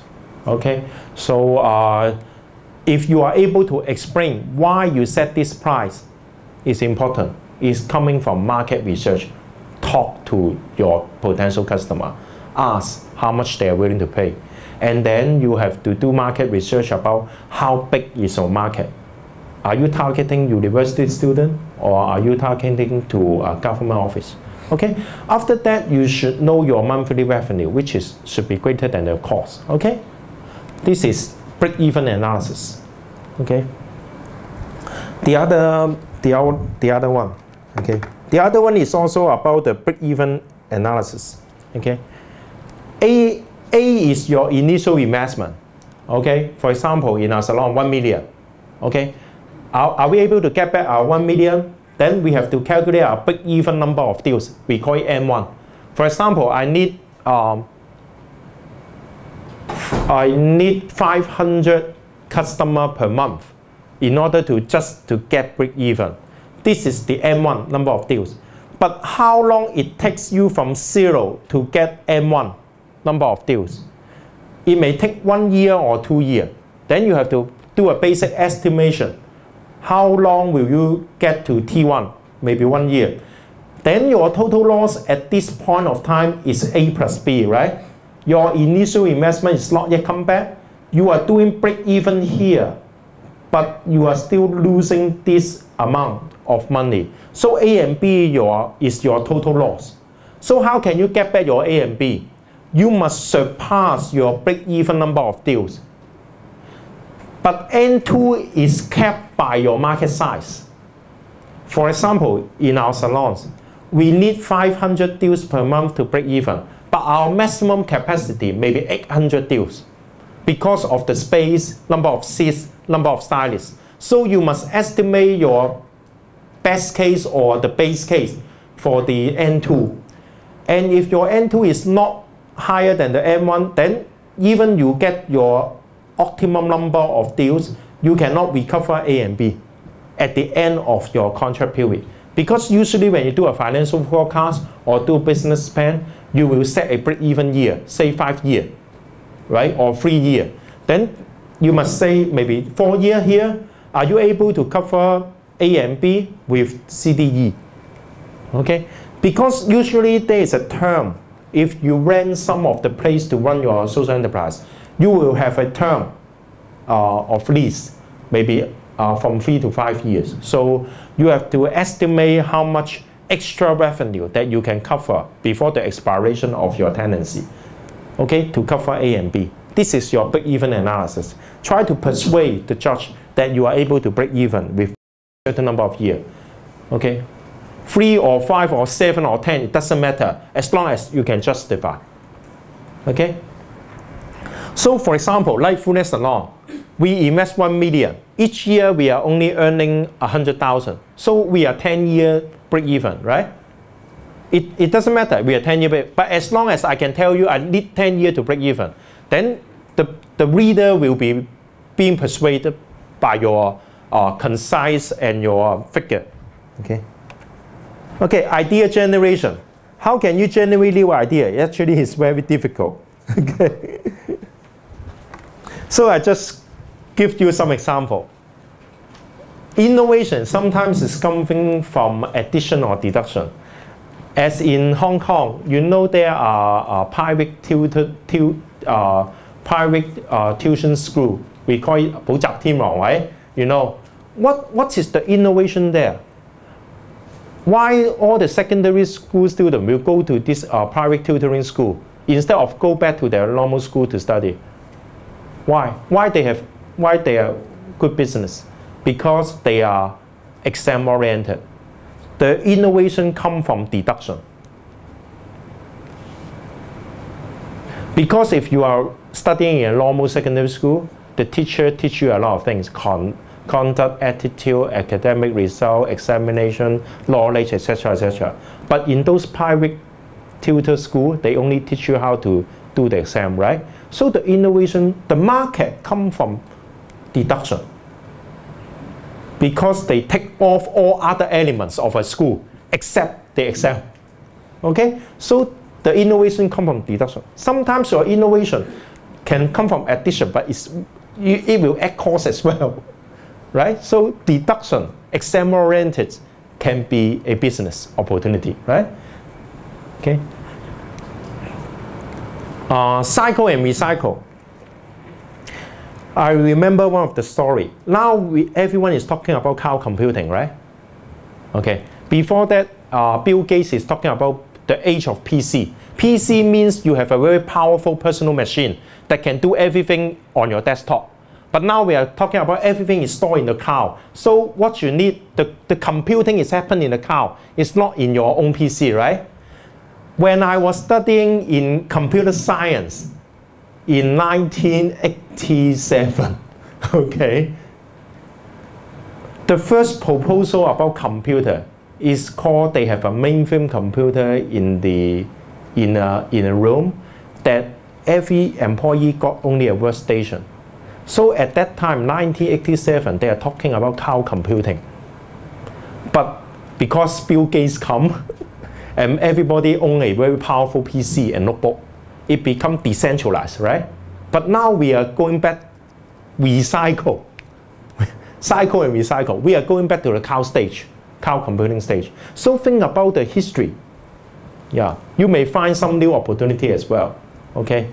So now we are talking about recycling, food waste, etc. I don't know whether there is another cycle is coming yet. Okay, geographical. Learn from successful model in other country and then just bring in. You have a higher likelihood of success. For example, have you heard about dialogue in the dark? It's a successful example in Germany. So they just bring in the franchise. It become a very successful SE in Hong Kong already. Okay. So you can search for successful case in UK, and then you can just borrow it. Then when the judge asks you, then you can quote the successful example in the foreign country. Okay, and the other sometimes even you change the sequence of the words, it can make a new product. Okay. For example, just like the cloud computing. Cloud computing is just a rearranging words, right? Cloud computing 20 years ago is called mainframe and workstation. It's a very dull word. Now you call it cloud computing. It's very fancy and fantastic. Okay, so just rearranging the word, you are creating a new market. Okay. Or have you heard about the contract out? Have you heard about contract out? If you are studying business, there's a popular film, I think 10 years ago. Every big corporation is talking about contract out all their service. we won't keep a full-time messenger because it's too costly. We contract out to the post office, right? We don't need a human resources department. We contract out to an agency. We don't need accountants. We contract out to an accountant firm, right? But now it no longer works. Contract out make a lot of problems for those big operations in Hong Kong. So they are thinking about integration. Okay, so it's just a cycle, right? You can see. So I don't know whether we are still talking about decentralization or centralization. Okay. So think about it. It may help you to bring out new ideas. Expanding network. This is the first circle of network. And then you have second layer, circle of network, third layer, and fourth layer. This is the shareholder. This is the first circle of network. Okay? And then the second circle and the third circle. Okay? So you need to continue to explore the different level of circle in order to build a successful social enterprise. Okay? Okay, lastly. It is a very difficult one, but I just want to talk about two words. One is potential opportunity analysis. One is the potential problem analysis. What is proactive? Proactive is doing something ahead. Even though you just think of it, then you do it. Don't wait for your competitor to do it. So if you identify any opportunity, just do it first and faster than your competitor, even than your partners. So you will have a higher likelihood of success. Once you identify a problem, try to solve it before it becomes deteriorate. So you have to act quickly on the negative effect. So when you build your business plan, you are here. You have already identified the opportunity. You have your innovative idea here. And you have your endpoint in your mind. Is your best case scenario is here. But during the course of action, you have to act very fast for positive things and negative things. Then usually, after this ups and downs, it will bring you to a reality. This is the most likely scenario. Usually it's not the best scenario. Okay, I tell you when I start Fullness Salon, our best scenario is I want to open 10 salons all over the districts in Hong Kong. But now I only have 2 salons in Hong Kong Island. So the best case scenario is not realized. It's not yet realized. But our most likely scenario, because we have a problem, our problem is we are unable to recruit very fast the hairstylists, so that we can't expand our salon, even though we have the money. So this is a potential problem that drags us to the reality. Okay? The potential opportunity is that social enterprise is being quickly learned and understood by the general public of Hong Kong people. So this is a potential opportunity. That's why Fullness is one of the social enterprise that go out a lot for talks and seminars. So we catch every opportunity to increase our brand. Okay, so we still fall short of our best case scenario. But if we don't do anything, if we just let the opportunity pass away, I think we become the worst case scenario. Okay, so this is your practice for a social enterprise. This one I showed already. So, okay, the last one is not about your project, it's about ethical consumption. For every social enterprise, you need someone, some consumer to buy your product.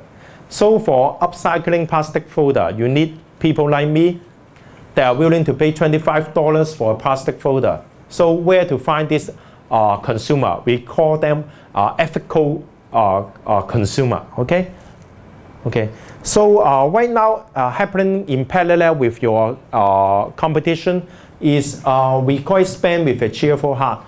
We call it Ethical Consumption Month Program. So every year we are sponsored by the government to promote ethical consumption for the general public in Hong Kong. So you can get this newspaper in our website and Facebook.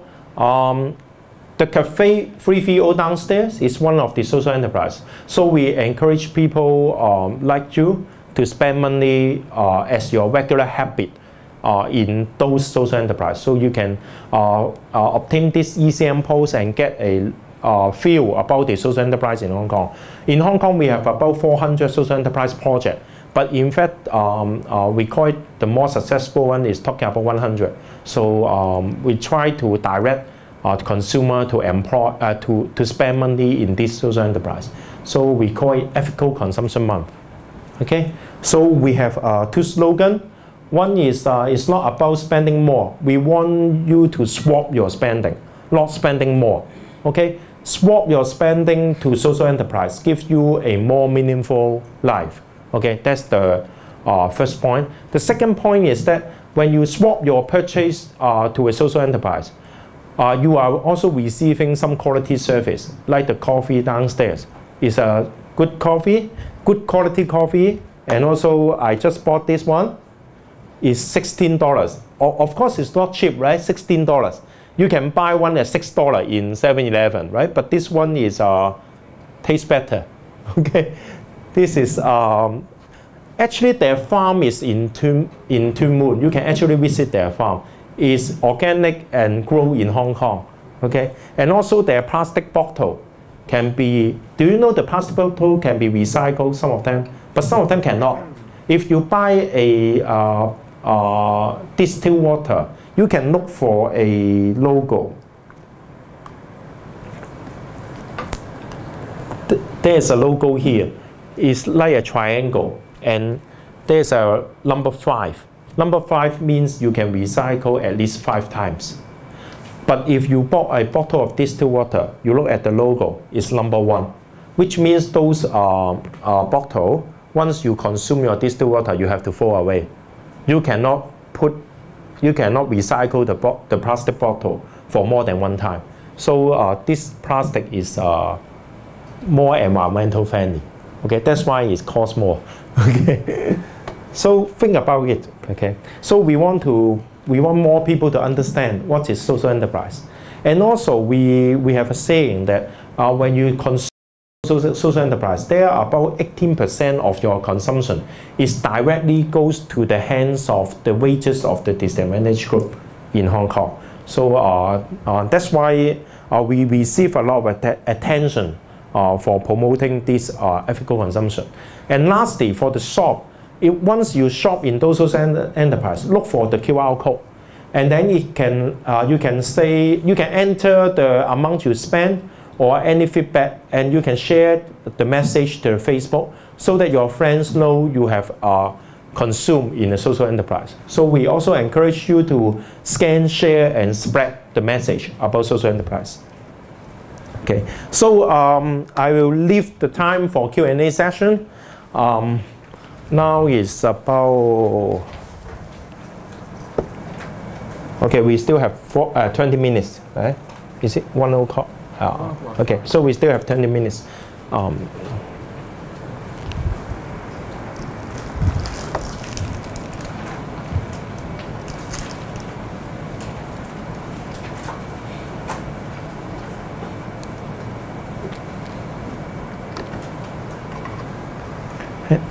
Any question? I think this one is very abstract, but anyway, we have a course in the Hong Kong Youth Space is a Master of Social Enterprise. We will talk about this graph, and also we have a course in the Hong Kong Youth Space is about the small entrepreneurship certificate of small entrepreneurship. So we teach people how to start a small business, and you can apply funding from the Hong Kong Monetary Authority. They have a funding to encourage startups for individuals, especially for those disadvantaged groups. So that's why we teach entrepreneurship in the Hong Kong Youth Space. So maybe you can come and enroll in our course. Then we will talk about this from 1 to 8 more in depth. Okay. if you have the questions about this, you can also ask right now. Or you have anything about writing a proposal, you can also ask.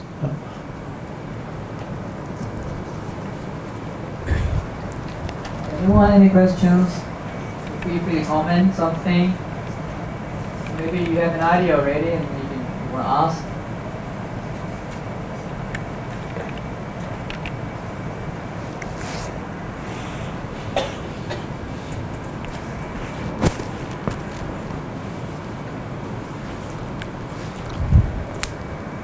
How many of you have a business background?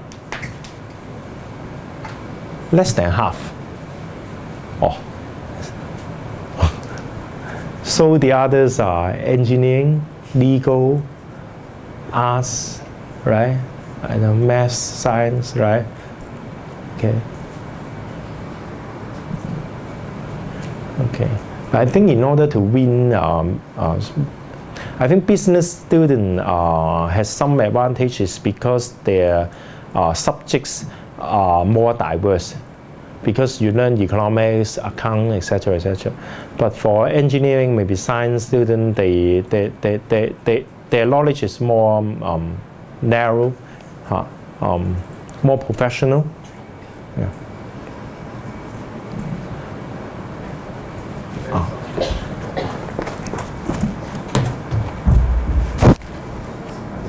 It may not be directly related to what you just spoke in the second half. Just want to ask, in your opinion, what's the ideal number of partners in a setup?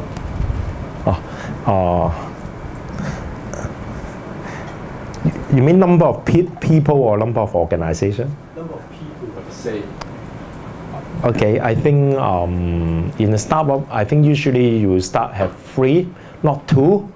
2 usually if you only start with 2, usually there will be 1 dominating. So 3 is, I think, is the minimum and also is a magic number. Because when 3, you must make sure all the 3 will attend all the meeting together. So you will have at least 2 independent opinion. So at least 3 for 3 individual. But of course, once you have your business plan laid down, you may invite more partners or organizations. Just like Fullness, we start with maybe a few social worker and pastor, the original idea. But later on, they invite more business people to join their team, their board. Yeah. So I think at least 3. At least 3. 3 is a magic number. Try to get the 3 from different backgrounds as well. Is there any examples of full set of the proposal that we can maybe Example of? The proposal altogether. Will it be in the 20 successful entrepreneurship? I think the government booklet will not have a proposal in that booklet. It just shows some of their winning strategy. But I think you can ask Jamie. I think whether they will share some of the proposal done in last year. I don't know. Who's Jamie? Sorry. Let me ask for the. Yeah, no. Yes or no? I don't know.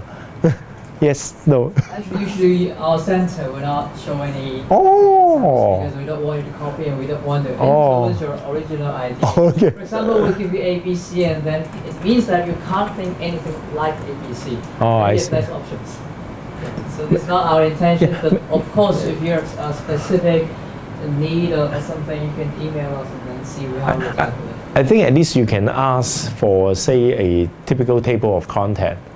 Because if you look at this, at least it gives you a sense of table of content, right? But if you don't find this is concrete enough, you can ask them whether they have maybe some outdated proposal. They will cover up all the content, but just show you the first 2 pages. Then yeah, maybe I think they will entertain if you just need a table of content. Actually, a table of content is good enough. It's good enough. This is not so good. This is not so good for table of content.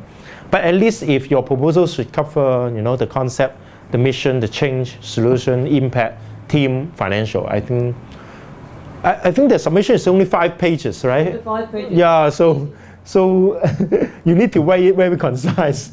in order to cover the many aspects. And actually, our center is providing a free, the service name is called Life Plan. And so it is a platform for you to learn how to build the structure, a proper structure of the business plan. Something. Yeah. Of course, you will have to provide your own ideas, but the structure is there, so don't worry about the structure. Anything else? Share you one thing. When I see many young people starting social enterprise, I think the one who actually won the case, or they actually have a proposal being challenged by the judge, is the one who came out at the end of the day is the most successful social enterprise. So the process of being challenged is very important. So what I see from the statistic is those government-funded projects actually have a higher successful rate. Why? Because when you apply a government funding, just to imagine, when you apply a government funding, you need at least 30-page proposal, I think, not 5-page. They will ask you a lot of questions.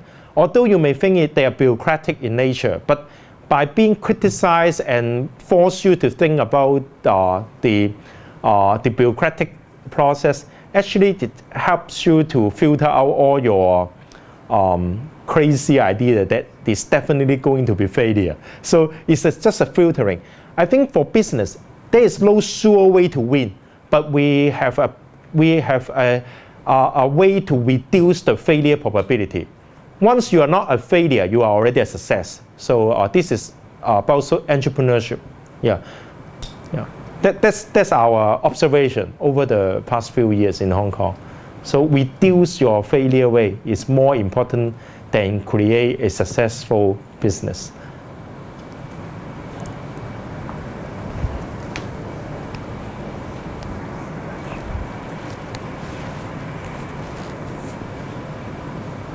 Anything else that you would like to ask? Anyone would like to share your initial idea about your proposal? Will that be copied by the others? I don't know whether you are willing to share. If you are able to tell me in a more specific way, then maybe you can ask me. I can give you some opinion right now as well. But if you don't want to share, it's okay. Yeah, if you don't want to share, it's okay. Then you have to think about your own. Yeah.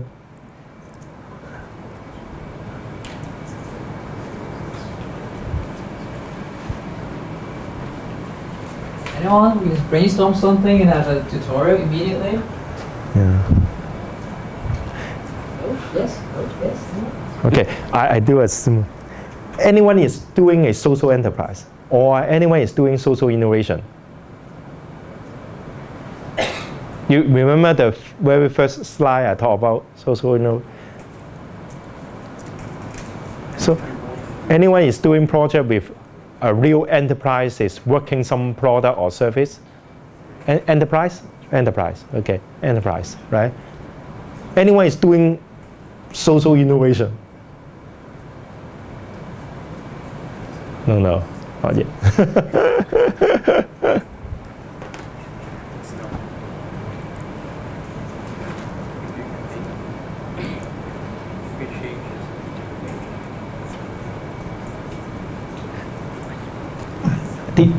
Did the HKSCC share some of their successful case? I mean, the past winners. They should know about the past winner, right? I think in the website you have shown. On the website we have past winners. Yeah, you can. We have briefing sessions. How many of you attended our briefing sessions? The briefing sessions at different universities. How many of you? No. No. No. No. Oh. Okay, I think during the briefing session, Mingo shared a lot of successful case over the past 5 years. Yeah, they share the case of those winners. Ask Mingo.